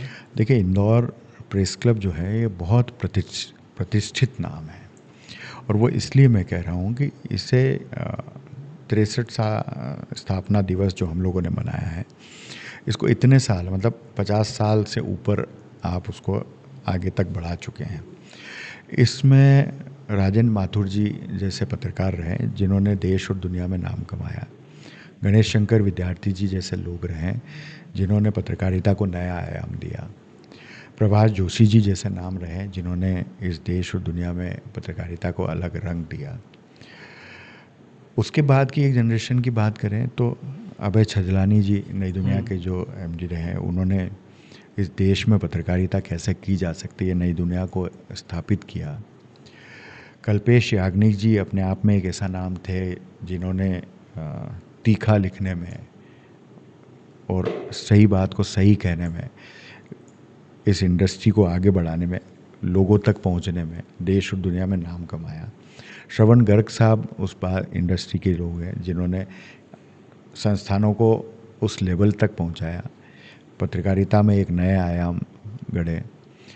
ऐसे कई नाम, जो पुराने नाम हम लोग याद करते हैं वैसे ही आज के कई ऐसे नाम हैं जो इस इंडस्ट्री में काम करते हुए देश और दुनिया में नाम कमा रहे हैं। जैसे हम नई जनरेशन की बात करें तो वो नाम चाहे बहुत चर्चित ना हो, लेकिन हम उनका काम देख रहे हैं। हम ये साफ तौर पे कह सकते हैं कि पुराने लोगों के, जिन लोगों के नाम बहुत चर्चित हो गए हैं, वो अब वो चर्चा में इतने नहीं आते जो नई जनरेशन के लोग काम कर रहे हैं। जैसे मैं आपको नए नाम में 3-4 नाम गिनाना चाहूँगा। पराक्रम शेखावत, हाँ, जो डीडी न्यूज़ में काम कर रहे हैं, बहुत अच्छा काम कर रहे हैं, संसद कवर करते हैं, इंटरव्यूज़ कवर करते हैं और बहुत अच्छा काम कर रहे हैं। देश और दुनिया में आज की डेट में वो एक स्थापित नाम हो गए। तेजश्री पुरंदरे जो इंदौर की बालिका है, आज आर भारत में काम कर रही है, आज तक में काम किया, वार कवर किया उन्होंने अभी, वो बहुत अच्छा काम कर रही है। संध्या शर्मा जो डीडी न्यूज़ में ही काम कर रही है, लंबे समय से काम करते हुए आज आगे बढ़ रही है। जय शुक्ला जिन्होंने डीडी न्यूज़ में आज भी काम किया कई जगह। मनोज खांडेकर जो इंदौर से जाके वहाँ काम कर रहे हैं।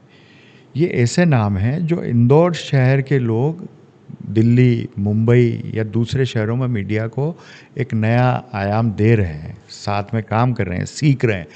नई पौध को उन नामों को लेना चाहिए, लेकिन चूंकि पुराने नाम जो इतने प्रचलित हो गए वो वहीं खो जाते हैं। ये नए लोग हैं, उनकी चमक ज़्यादा है। उनकी चमक ज़्यादा है। आज सईद अंसारी जी जिन्होंने अच्छा नाम कमाया है, वो कई समय से मीडिया इंडस्ट्री में है। उनके नाम के बाद में जो नाम आ रहे हैं उस पर आप और हम चर्चा नहीं कर पा रहे हैं। हाँ। सिद्धार्थ शर्मा जो इंदौर में रहते हुए शुरुआती दौर में जी न्यूज़ में चले गए थे, स्टार न्यूज़ के स्टार एंकर हुआ करते थे, फिर वो प्रो कबड्डी और वो सारी चीज़ों में ऑर्गेनाइज करने में और या उनका एक पार्ट हो गए। उन्होंने भी बहुत अच्छा काम किया। ऐसे कई नाम हैं जो इस इंडस्ट्री के हैं जो आज भी नाम कमा रहे हैं, और जो नई विधा के लोग हैं, डिजिटल में भी बहुत अच्छा काम कर रहे हैं। वो लोग वहाँ इस्टेब्लिश है, बहुत अच्छा काम कर रहे हैं। ललित घारपुरे जो इंदौर से दिल्ली भी गए और आज मध्य प्रदेश की चैनल में काम कर रहे हैं। ये लोग हैं जो काम कर रहे हैं, अच्छा काम कर रहे हैं, पर वो चर्चित नहीं है।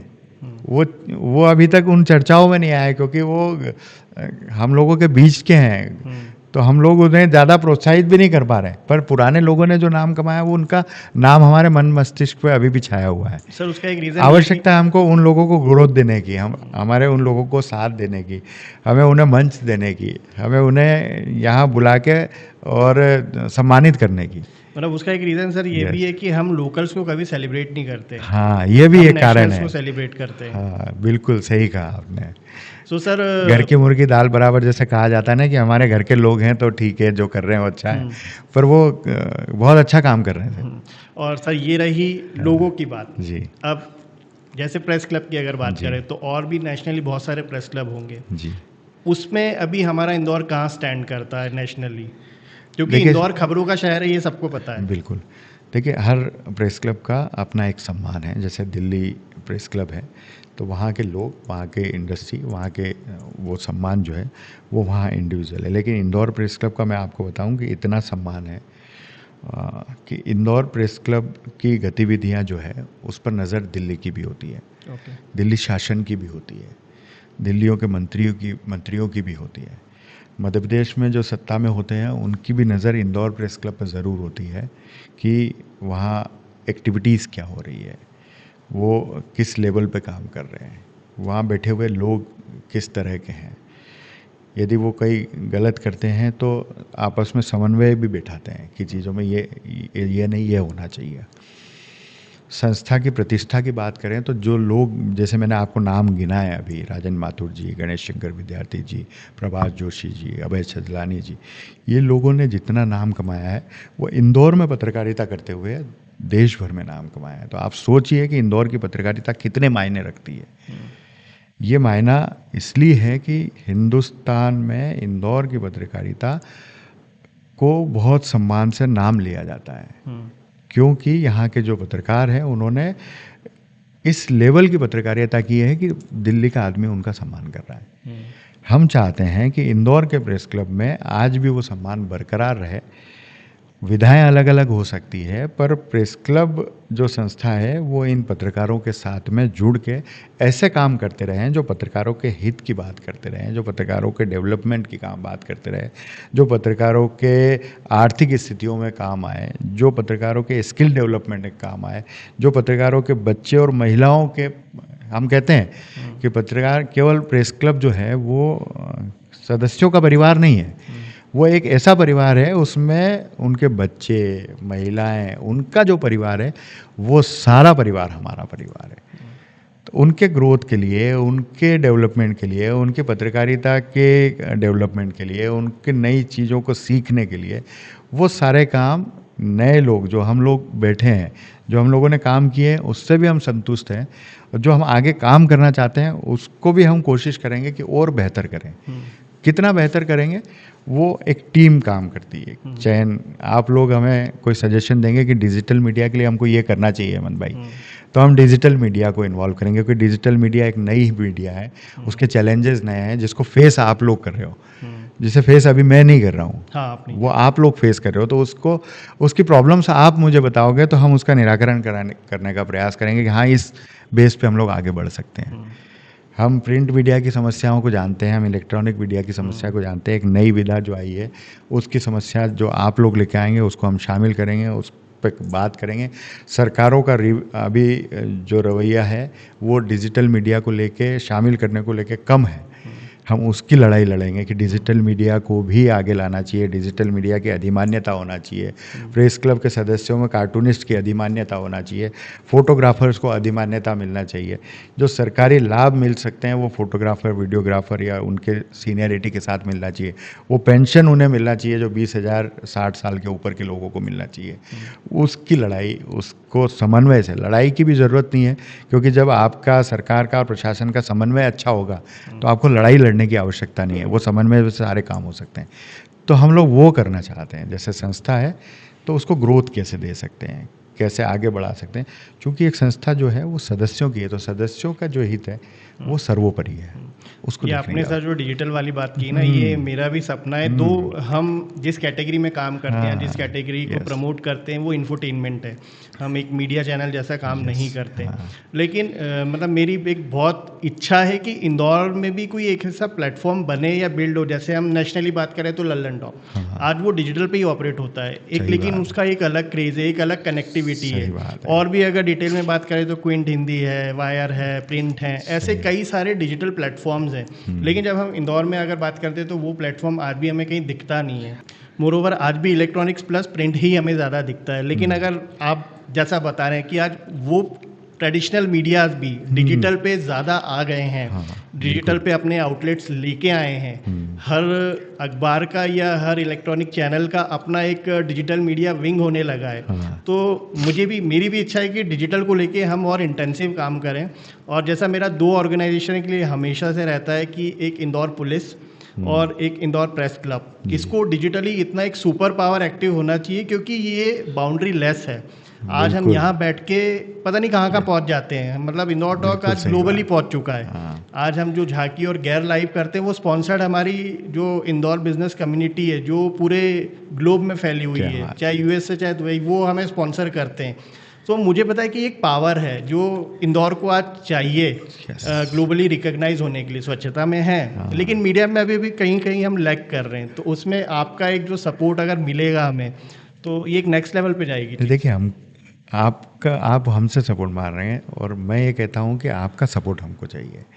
हम डिजिटल टीम के वो प्लेटफॉर्म, वो लोग, उन लोगों को जोड़ना चाहते हैं जो फेस कर रहे हैं प्रॉब्लम्स को, आगे की ग्रोथ को आप देख रहे हो, आगे कैसे बढ़ा जा सकता है उन चीज़ों को आप देख रहे हो, मार्केटिंग डिपार्टमेंट कैसे डिजिटल मीडिया से जुड़ सकता है वो आप चैलेंजेस फेस कर रहे हो, उसको आगे बढ़ा रहे हो। आप लाइव्स कर रहे हो यहाँ से इंदौर शहर में किसी एक कोने में बैठ के, और वो देश और दुनिया में देखा जा रहा है। इंदौर टॉक को देखा जा रहा है, वो ग्लोबली जा रहा है। इट मीन्स कि आप उसको बहुत अच्छे तरीके से डीप में नॉलेज ले चुके हो और आगे बढ़ा रहे हो। हम ये चाहते हैं कि इंदौर प्रेस क्लब में आप साथी लोग शामिल हो और डिजिटल पे कैसे काम किया जा सकता है, डिजिटल की टीम कैसे तैयार की जा सकती है, डिजिटल सिस्टम को कैसे डेवलप किया जा सकता है, इंदौर के पत्रकार जगत के बच्चों को कैसे हम नॉलेज दे सकते हैं, इन सब चीज़ों का, उसके लिए हमें आप लोगों की आवश्यकता है। मतलब कैसे पॉडकास्टिंग की जा सकती है। इट मीन्स आपका और मेरा जो है एक साझा तालमेल जो होगा वो एक नई जनरेशन को एक नए आयाम पे पहुंचाने का कार्य कर सकता है। डेफिनेटली। तो हम लोग मिल के कार्य करेंगे, आप और हम साथ में काम करेंगे। हम लोगों की बॉडीज़ में कई अलग अलग सेक्शंस हैं जिन लोगों को हम तैयार कर सकते हैं, जैसे खेल प्रकोष्ठ है, सांस्कृतिक प्रकोष्ठ है, उसमें हम डिजिटल प्रकोष्ठ भी लगाएंगे। इस बार एक नई टीम हम लोग खड़ी करेंगे जिसमें डिजिटल की टीम साथ में शामिल होगी हमारे, और वो उन बच्चों को नए कैलिबर, नई विधाएं सिखाने की, डिजिटल को कैसे ग्रोथ दी जाना चाहिए। उसमें से जो बच्चे आप लोगों के लिए तैयार होंगे वो कुछ अच्छा काम करेंगे, जो इस शहर को नाम देंगे, जो देश और दुनिया में नाम कमाएंगे। अभी आप तो आपका साथ हमें चाहिए, ये ध्यान रखिएगा। अभी सर आप एआई की बात कर रहे थे ना, तो अभी मैं बहुत एआई पे काम कर रहा हूँ और लगभग 1-2 दिन की वर्कशॉप भी अटेंड करी। उसमें भी एआई जर्नलिस्ट करके एक डेजिग्नेशन है। मतलब एआई का भी जर्नलिज्म किया जा रहा है, क्योंकि जैसे आपने बताया एआई पूरा डेटा और इन्फॉर्मेशन पे चलता है। अब वो डेटा और इन्फॉर्मेशन को कैसे फेच करना है, कैसे उसको प्रोसेस करना है, कैसे ट्रांसमिट करना है, ये सब काम उस जर्नलिस्ट का होगा। क्या बात है। तो फील्ड बहुत बड़ी है ये। देखिए, मैंने आप ही से सुना था अभी कि एआई जो सिस्टम हम लोग अभी देख रहे हैं वो हमारे लिए चैलेंज के रूप में देखा जा रहा है। लेकिन आप ही से मैंने सुना था कि अभी एआई जनरल सिस्टम भी आ रहा है, AI super, ASI, AI super power system भी आ रहा है। मतलब वो जो आज हम लोगों को जो चैलेंज सामने नज़र आ रहे हैं, शायद सुपर सिस्टम आएगा तो वो पता नहीं किस लेवल पे जाएगा। तो वो जो हम लोग आज सीखने की कोशिश कर रहे हैं, शायद हो सकता है कि जो हम आज सीखेंगे तब तक नई ग्रोथ पे हम लोग चले जाएंगे। तो निरंतर सीखने की प्रक्रिया तो हर व्यक्ति के लिए जारी है, लेकिन ये जो एआई सिस्टम है जो दिन ब दिन हर पल बदल रहा है, उसे सीखने की सबसे ज़्यादा आवश्यकता है। वो एक नई जनरेशन को, चाहे वो नई जनरेशन तो खैर उसमें लीन है, हम जैसे लोगों को भी सीखने की आवश्यकता है। प्रोफेशनल्स और हमारी पुरानी टीम को तो और ज़्यादा आवश्यकता है, क्योंकि समय बदल रहा है, युग बदल रहा है। तो हमसे पहले वाले लोगों को आज के टेक्निकल रूप से मजबूत होने की, एआई सिस्टम को समझने की, क्योंकि हम तो उसमें लीन हो गए हैं, अब धीरे धीरे हम सीख रहे हैं। आप लोग उसमें और ज़्यादा आगे निकल चुके हैं। लेकिन जो पुरानी जनरेशन जो हमारी पत्रकारिता की रही है, जो आज भी कायम है, जो पत्रकारिता में कहीं ना कहीं अपना योगदान दे रही है, उसे सीखने की और आवश्यकता है। तो हमारा मकसद है कि आप आपको साथ में लेके, आपके जैसे कई प्लेटफॉर्म है जो बहुत अच्छा काम कर रहे हैं, उनको लेके नई पौध बच्चों को साथ में लेंगे, उन्हें नया सिखाएंगे। हमारी जनरेशन जो काम कर रही है, जिसे ज़्यादा नॉलेज नहीं है, उनको साथ में लेंगे। फिर जो पुरानी जनरेशन है, जिसे एआई सीखने की आवश्यकता है, जिससे आपकी ग्रोथ होगी या फिर आप सर्वाइव करने के सिस्टम में रहोगे, उसको सभी को मिला के एक सेतु का काम करेंगे हम लोग, एक ब्रिज का काम करेंगे। और ब्रिज के काम के साथ में हम इस चीज़ को प्रेस क्लब के लोगों के लिए करेंगे। आप लोगों का साथ लगेगा हमको। डेफिनेटली सर, वो आपकी ग्रोथ को और आपके बोलते हैं ना एक ट्रांसमिशन को या एक रीच को वो एनहांस करेगा, और वो 10x क्या 100x कर देगा। बिल्कुल बिल्कुल बिल्कुल सर, इंदौर एक इनोवेशन का शहर है, जैसा मैं बोलता हूँ, I for Indore, I for innovation. और यहाँ पर बहुत सारी चीज़ें हो रही हैं, बहुत सारे नए चैलेंजेस भी देख रहे हैं हम लोग, क्योंकि इंदौर बढ़ रहा है और जिस स्पीड से एक्सपेक्टेड नहीं था उस स्पीड से बढ़ रहा है। तो उसके साथ साथ बहुत सारी प्रॉब्लम भी बढ़ रही हैं, चाहे वो ट्रैफिक की हो, चाहे पोल्यूशन की हो, चाहे मेंटल हेल्थ को लेके हो। मेंटल हेल्थ पे आप जैसा आप बहुत एक्टिवली काम करने की सोच ही रहे हैं और कर भी रहे हैं, क्योंकि आपका प्रोफेशन एक स्ट्रेसफुल प्रोफेशन है। तो हमारी पब्लिक के लिए या हम जैसे लोगों के लिए या और भी जो लोग स्टेक होल्डर्स हैं इस मीडिया इंडस्ट्री के, उसके लिए आपका क्या मैसेज होगा कि यार हमें इस इंडस्ट्री को और इवॉल्व करना है और एक नेक्स्ट लेवल पे जाना है, तो इस चीज़ की हमें सबसे ज़्यादा ज़रूरत है। देखिए, नेक्स्ट लेवल तो हर पल मीडिया इंडस्ट्री जा ही रही है, आप मान के चलिए। लेकिन हमें आवश्यकता है कुछ चीज़ों पे वाकई में काम करने की। जैसा कि हम लोगों ने चैलेंजेस को लेके बात किया कि विश्वसनीयता पे हमें काम करने की बहुत आवश्यकता है। हमें हमारे पब्लिक के लिए, जिनके लिए हम काम कर रहे हैं, क्योंकि एक इन्फॉर्मेशन इंडस्ट्री है, लोगों तक खबरें पहुंचाना हमारा कार्य है, तो पहली विश्वसनीयता, फिर उसे किस तरह से प्रस्तुत करना। जैसे आजकल अखबारों में टेक्स्ट ज़्यादा पढ़ना पसंद नहीं करता व्यक्ति, इन्फॉर्मेटिव चीज़ें ज़्यादा चाहता है। आप एक अच्छा ग्राफिक्स बनाइए, उसमें इन्फॉर्मेटिव चीज़ें लीजिए, उसको आंकड़ों में प्रस्तुत कीजिए, लोगों तक भेजिए। तो ज़्यादा समय लोगों के पास कम है, क्योंकि मोबाइल इंडस्ट्री जो मोज़ो सिस्टम है वो आपके एक उंगली पर है और आप हर पल बदलते हो। जैसे रिमोट से आप चैनल चेंज करते हो, वैसे आप उस इंडस्ट्री में एक हर पल स्क्रॉल करते हो, स्क्रॉल सिस्टम है। तो आपको व्यक्ति को बांधने के लिए वो प्रस्तुत करना होगा, जिससे व्यक्ति आपकी इन्फॉर्मेशन को पूरा पढ़े। ये जिम्मेदारी हमारी होगी, क्योंकि आज आपका जो प्रस्तुतिकरण होगा वही, चाहे वो इंस्टाग्राम हो, चाहे वो पॉडकास्ट हो, चाहे वो डिजिटल सिस्टम पे हो, चाहे प्रिंट मीडिया में हो, यदि हमारा प्रस्तुतिकरण बेहतर होगा तो हम अपनी बात को लोगों तक पहुंचा पाएंगे। वरना सिस्टम वही होगा कि चैनल चेंज करने में देर नहीं लगती।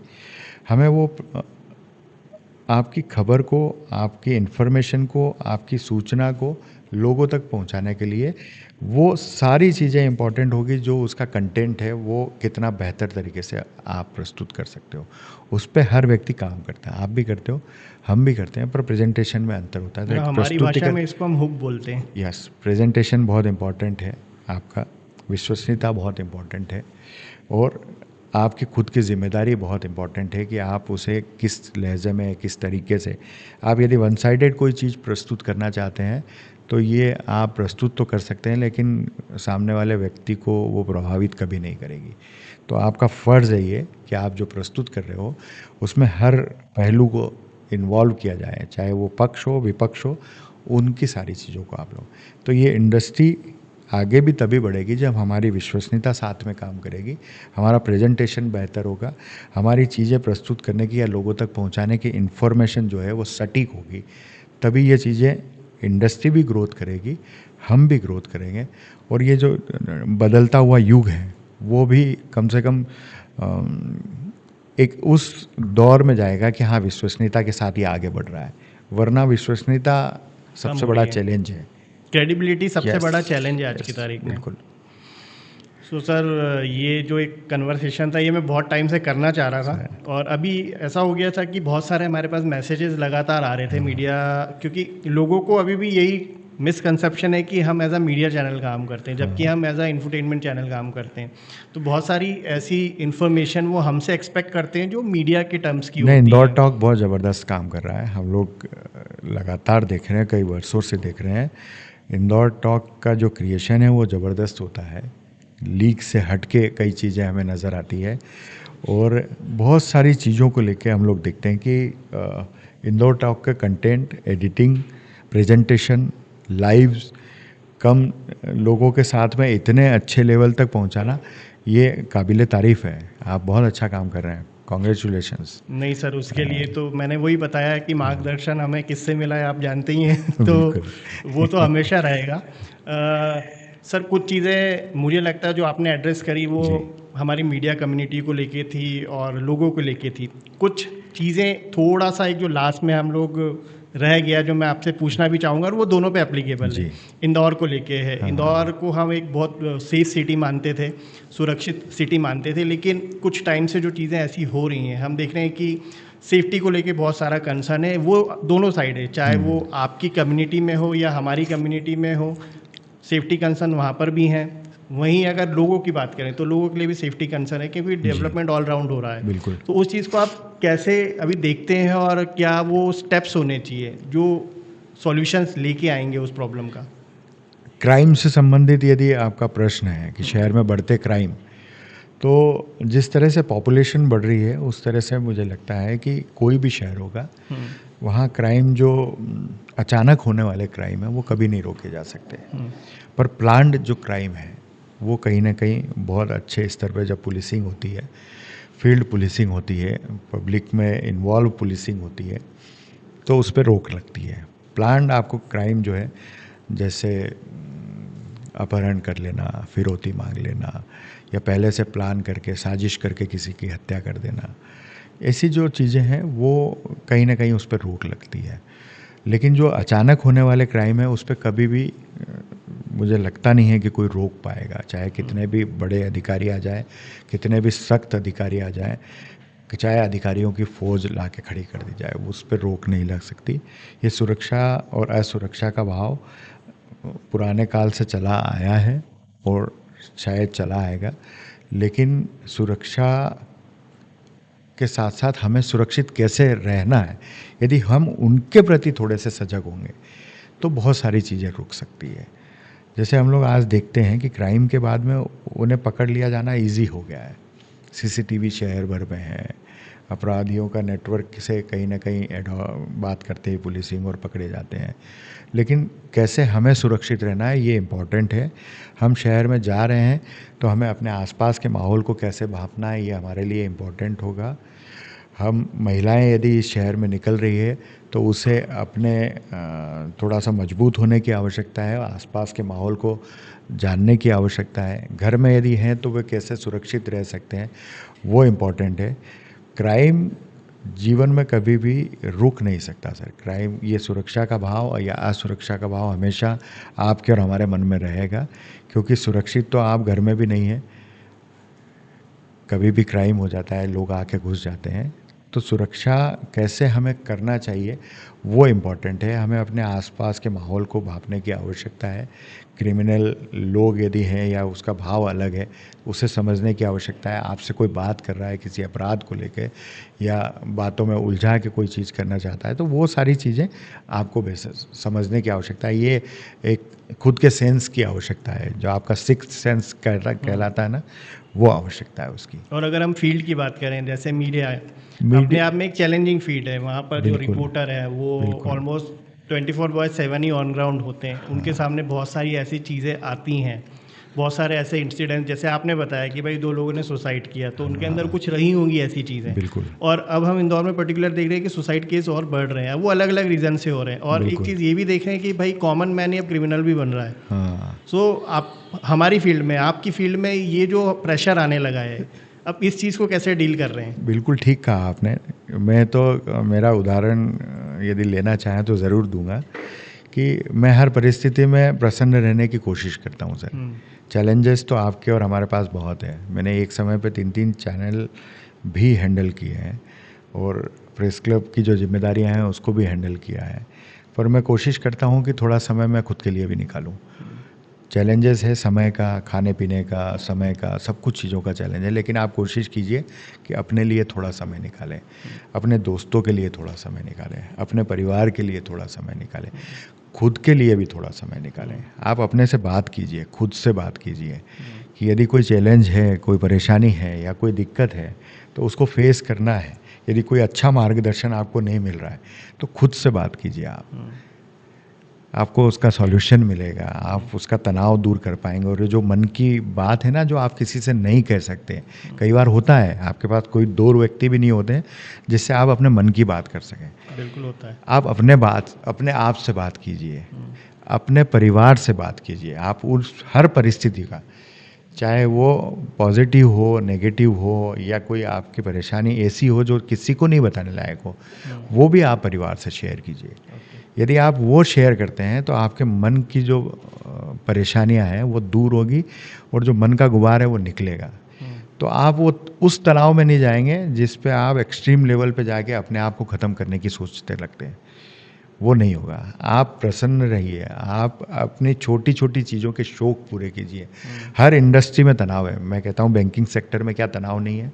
क्या आपकी इंडस्ट्री में तनाव नहीं है? बिल्कुल। क्या शहर का सरकारी अधिकारी तनाव में नहीं है? हर सेक्टर में तनाव है। आवश्यकता है हम छोटी छोटी चीज़ों में से कैसे खुशियाँ ढूंढ सकते हैं। यदि आप उन चीज़ों में थोड़ा सा भी इन्वॉल्व होते हैं, मुझे बताशे खाना अच्छा लगता है तो मैं अपने 24 घंटे के समय में, इतने व्यस्त समय में से 10 मिनट निकाल के बताशे खा के आऊँगा ना, मुझे जो खुशी महसूस होगी मुझे नहीं लगता कि और किसी चीज़ में मिलेगी दिन भर के काम में। मुझे आपको एक चीज़ से और खुशी मिलती है, आप बर्थडे विशेस करते हैं लोगों को। Yes. जो मैंने पढ़ा था कहीं वो वर्ल्ड बुक ऑफ रिकॉर्ड में नाम दर्ज हुआ है। मतलब उसकी जर्नी अपने आप में अलग है, उस पर तो चर्चा ही नहीं हुई। ये बहुत बड़ी कहानी एक तरह से, जिस पर मैं बहुत लंबे समय बोल सकता हूँ।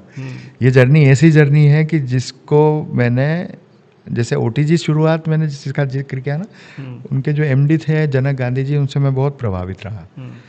वो 24 आवर्स काम करने वाले व्यक्ति थे। मतलब हम लोगों ने 3 बजे तक उनको काम करते हुए देखा और जब हम 7 बजे ऑफिस में पहुंचे तब भी वो मुझे काम करते हुए दिखाई दिए।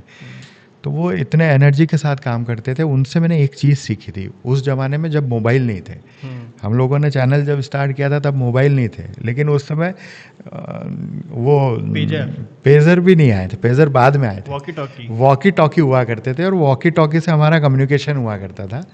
और वो उस समय करीब 200 से 250 एम्प्लॉय हुआ करते थे और उनके सबके जन्मदिन उनकी एक डायरी में नोट हुआ करते थे। और वो जन्मदिन नोट करके रोज़ सुबह उस वॉकी टॉकी पे उनको बधाई देते थे। वहाँ से मैंने ये चीज़ सीखना शुरू की कि नहीं यार, ये एक बहुत अच्छी चीज़ है, और उसको मैंने नोट डाउन करना शुरू किया। लेकिन एक बार क्या हुआ, छोटे थे, ज़्यादा बड़े नहीं थे हम लोग तब तो। हाँ, मतलब एकदम पढ़ाई भी कर रहे थे, फर्स्ट ईयर का। मैं तो 12th में ही ये OTG जो शुरू हुआ था तब 12th में था। फर्स्ट ईयर की एग्ज़ाम तो मैं उज्जैन जाके कवर करके और एडिटिंग करके आने के बाद एग्ज़ाम दिया करता था, मुझे याद है। तो एक बार परिवार में भी किसी ने विश नहीं किया मुझे। जन्मदिन का समय जो है सुबह से शाम तक बीत गया और छोटे बच्चे के मन में तो वो सारी चीज़ें होती कि मेरा जन्मदिन है, मुझे कोई विश नहीं कर रहा है, ये कैसे हो रहा है। तो एक मन में बड़ी वो थी, टीस थी। लेकिन जब बाद में मैंने ये सिस्टम देखा ना उनका, जनक गांधी जी का, तो मैंने वो सिस्टम से फॉलो करना शुरू किया। मैं चैनल के सारे लोगों को ये कहता था कि भैया आज अतुल जी का जन्मदिन है, आज आशीष जी का जन्मदिन है, आज तरुण भैया का जन्मदिन है, आप इनको बधाई दो। ये सिलसिला वैसे शुरू हुआ। एक डायरी में 2, 3, 4, 5 लोगों के लिखना शुरू किए। फिर जनवरी, फरवरी, मार्च, अप्रैल लिखना शुरू किए। फिर वो शीट बढ़ती गई। पहले एक पेज में आया करते थे कि उनको नोट डाउन करते रहे ये सारी चीज़ें, लेकिन आज वो कारवा 20,000 से ज़्यादा लोगों का हो चुका है। मैं प्रतिदिन लाखों लोगों तक एक जन्मदिन का मैसेज सुबह बनाता हूँ। वो मैसेज रात को या तो 12 बजे या फिर जब भी समय मुझे मिलता है वो लाखों लोगों तक पहुँचाता हूँ। कई बार ये होता है कि व्यक्ति को 3 या 4 बार मोबाइल चार्ज करना होता है कि इतने फ़ोन कॉल आ गए, उतनी बधाइयाँ आ गई, उतने व्हाट्सअप आ गए। तो पहले ये लोग बोलते थे कि हेमंत भाई कल मेरा जन्मदिन है, आप ये जन्मदिन का नोट डाउन कर लो, कल मुझे बधाइयाँ दिलवाओगे या आपकी लिस्ट में आ जाऊंगा तो मेरे लिए सौभाग्य की बात होगी। तो मैं हैप्पीनेस की बात है, ये मन की खुशी की बात है, उसे अच्छा लगता है, कई लोगों को नहीं लगता। तो वो जन्मदिन की बधाइयाँ जो लोगों को मिलती है उसका प्रतिसाद मुझे आशीर्वाद के रूप में ज़बरदस्त मिलता है। यही कारण है कि वर्ल्ड बुक ऑफ रिकॉर्ड ने उसे रिकॉग्नाइज़ किया, क्योंकि संतोष शुक्ला जी जो हैं उन्हें मैं लगातार पिछले कई वर्षों से वो मैसेज भेजता आया हूँ, और उन्होंने मुझे एक बात कहा तो मुझे बहुत खुशी हुई कि बोले हेमंत भाई, जीवन मरण आपदा परेशानियाँ सारी चीज़ें आई होगी जीवन में आपके, लेकिन आपने कभी भी उस जन्मदिन को मैसेज को तोड़ा नहीं, प्रतिदिन आया, इट मीन्स आया, और ये बरसों से बरकरार है। कंसिस्टेंसी ये बरकरार है और ये फहरिस्त कम नहीं हो रही है, ये बढ़ती जा रही है। और लोगों के लिए ये क्रेज़ है कि हेमंत भाई की लिस्ट में यदि वो नाम आ गया तो वो एक प्रतिष्ठा का प्रश्न हो जाता है कि अरे यार, ये मेरे लिए बहुत सौभाग्य की बात है कि हेमंत भाई की ये लिस्ट में मेरा नाम जुड़ा है। लोग मुझे कहते हैं, कई लोग ऐसे हैं जिनके प्रोफेशन में उनके ग्रोथ हुई है केवल एक मैसेज के कारण। मुझे एक व्यक्ति ने लाके मिठाई खिलाई रिगल चौराहे पे कि आपको मिठाई खिलाना है। मैंने किस बात की? तो पहले मेरे मुंह में लड्डू उसने खिलाया और फिर कहा कि आज मेरा प्रमोशन हुआ है, और ये प्रमोशन जो है वो आपके कारण है। इंश्योरेंस सेक्टर से जुड़ा हुआ व्यक्ति है, और उसका कहना था कि बोले जब से मुझे आपके मैसेज मिल रहे हैं अहमद भाई, मैं वो मैसेज उनको बधाई देता हूँ। उसमें अधिकारी होते हैं, नेता होते हैं, शहर के रिनाउंड पर्सन्स होते हैं, बिजनेसमैन होते हैं, हर तरह के लोग हैं। उन लोगों को जब मैं ये बताता हूँ कि मैं हेमंत भाई का फ्रेंड हूँ, ब्रदर हूँ या मित्र हूँ, जो भी है, और मैं इंश्योरेंस कंपनी में काम करता हूँ और ये इस तरह के नए प्लान्स हैं, तो बोले आपके दिए गए मैसेजेस को मैंने लोगों को फ़ोन करना शुरू किया, बधाई देना शुरू किया, और उसके कारण मुझे इंश्योरेंस कंपनी ने इसलिए प्रमोट किया कि सबसे बड़ा अचीवर आज की डेट में मैं हूँ और वो आपके मैसेजेस के कारण मुझे मिल रहा है। तो ये प्रतिसाद जो है वो आपके कारण मिला है, इसलिए लड्डू के हकदार आप हो तो मुझे इस बात के लिए भी खुशी होती है कि चलो ठीक है, आप हैप्पीनेस के साथ साथ एक ऐसा काम भी कर रहे हो जो कहीं ना कहीं लोगों के बिजनेस में ग्रोथ दे रही है। मुझे कई लोगों ने कहा कि आपका डेटा मुझे सेंड कर दीजिए, आप इसके बदले कोई पेमेंट लेना चाहें तो वो ले सकते हैं। कई कंपनीज, कई ज्वेलर्स, कई लोगों ने संपर्क किया, लेकिन मैं ये कहता हूँ कि ये मेरा प्रोफेशन नहीं है, ये मेरी खुशी के लिए मैं करता हूँ। एक रिकॉर्ड बनाने के लिए मैंने इसको शुरू नहीं किया था, और ये मैं सार्वजनिक करता हूँ। आप चाहें तो वो डेटा अपने आप को कलेक्ट कर सकते हैं, और मुझे देने में कोई गुरेज नहीं है, मैं देता हूँ उनको, क्योंकि मैं सारी चीज़ें व्हाट्सअप, फेसबुक, इंस्टाग्राम, ये जितने भी सोशल मीडिया उस पर शेयर करता हूँ, तो कोई भी ले सकता है। तो किसी भी चीज़ को यदि आप लगातार करते हैं तो आपको वो एक मुकाम हासिल होने लगता है, या आप उसको अच्छे के रूप में काम कर रहे हैं या पॉजिटिव वे में काम कर रहे हैं, तो भी आप उससे ख्यात हो सकते हो, देश दुनिया में आपका नाम हो सकता है। आज इंदौर मुझे कई नए लोग मिलते हैं जो ये कहते हैं कि बोले यार वो बर्थडे बुलेटिन आप ही चलाते हो कि जब नाम सुनते, क्योंकि चेहरा परिचित नहीं है। तो उससे मुझे एक मुकाम मिला।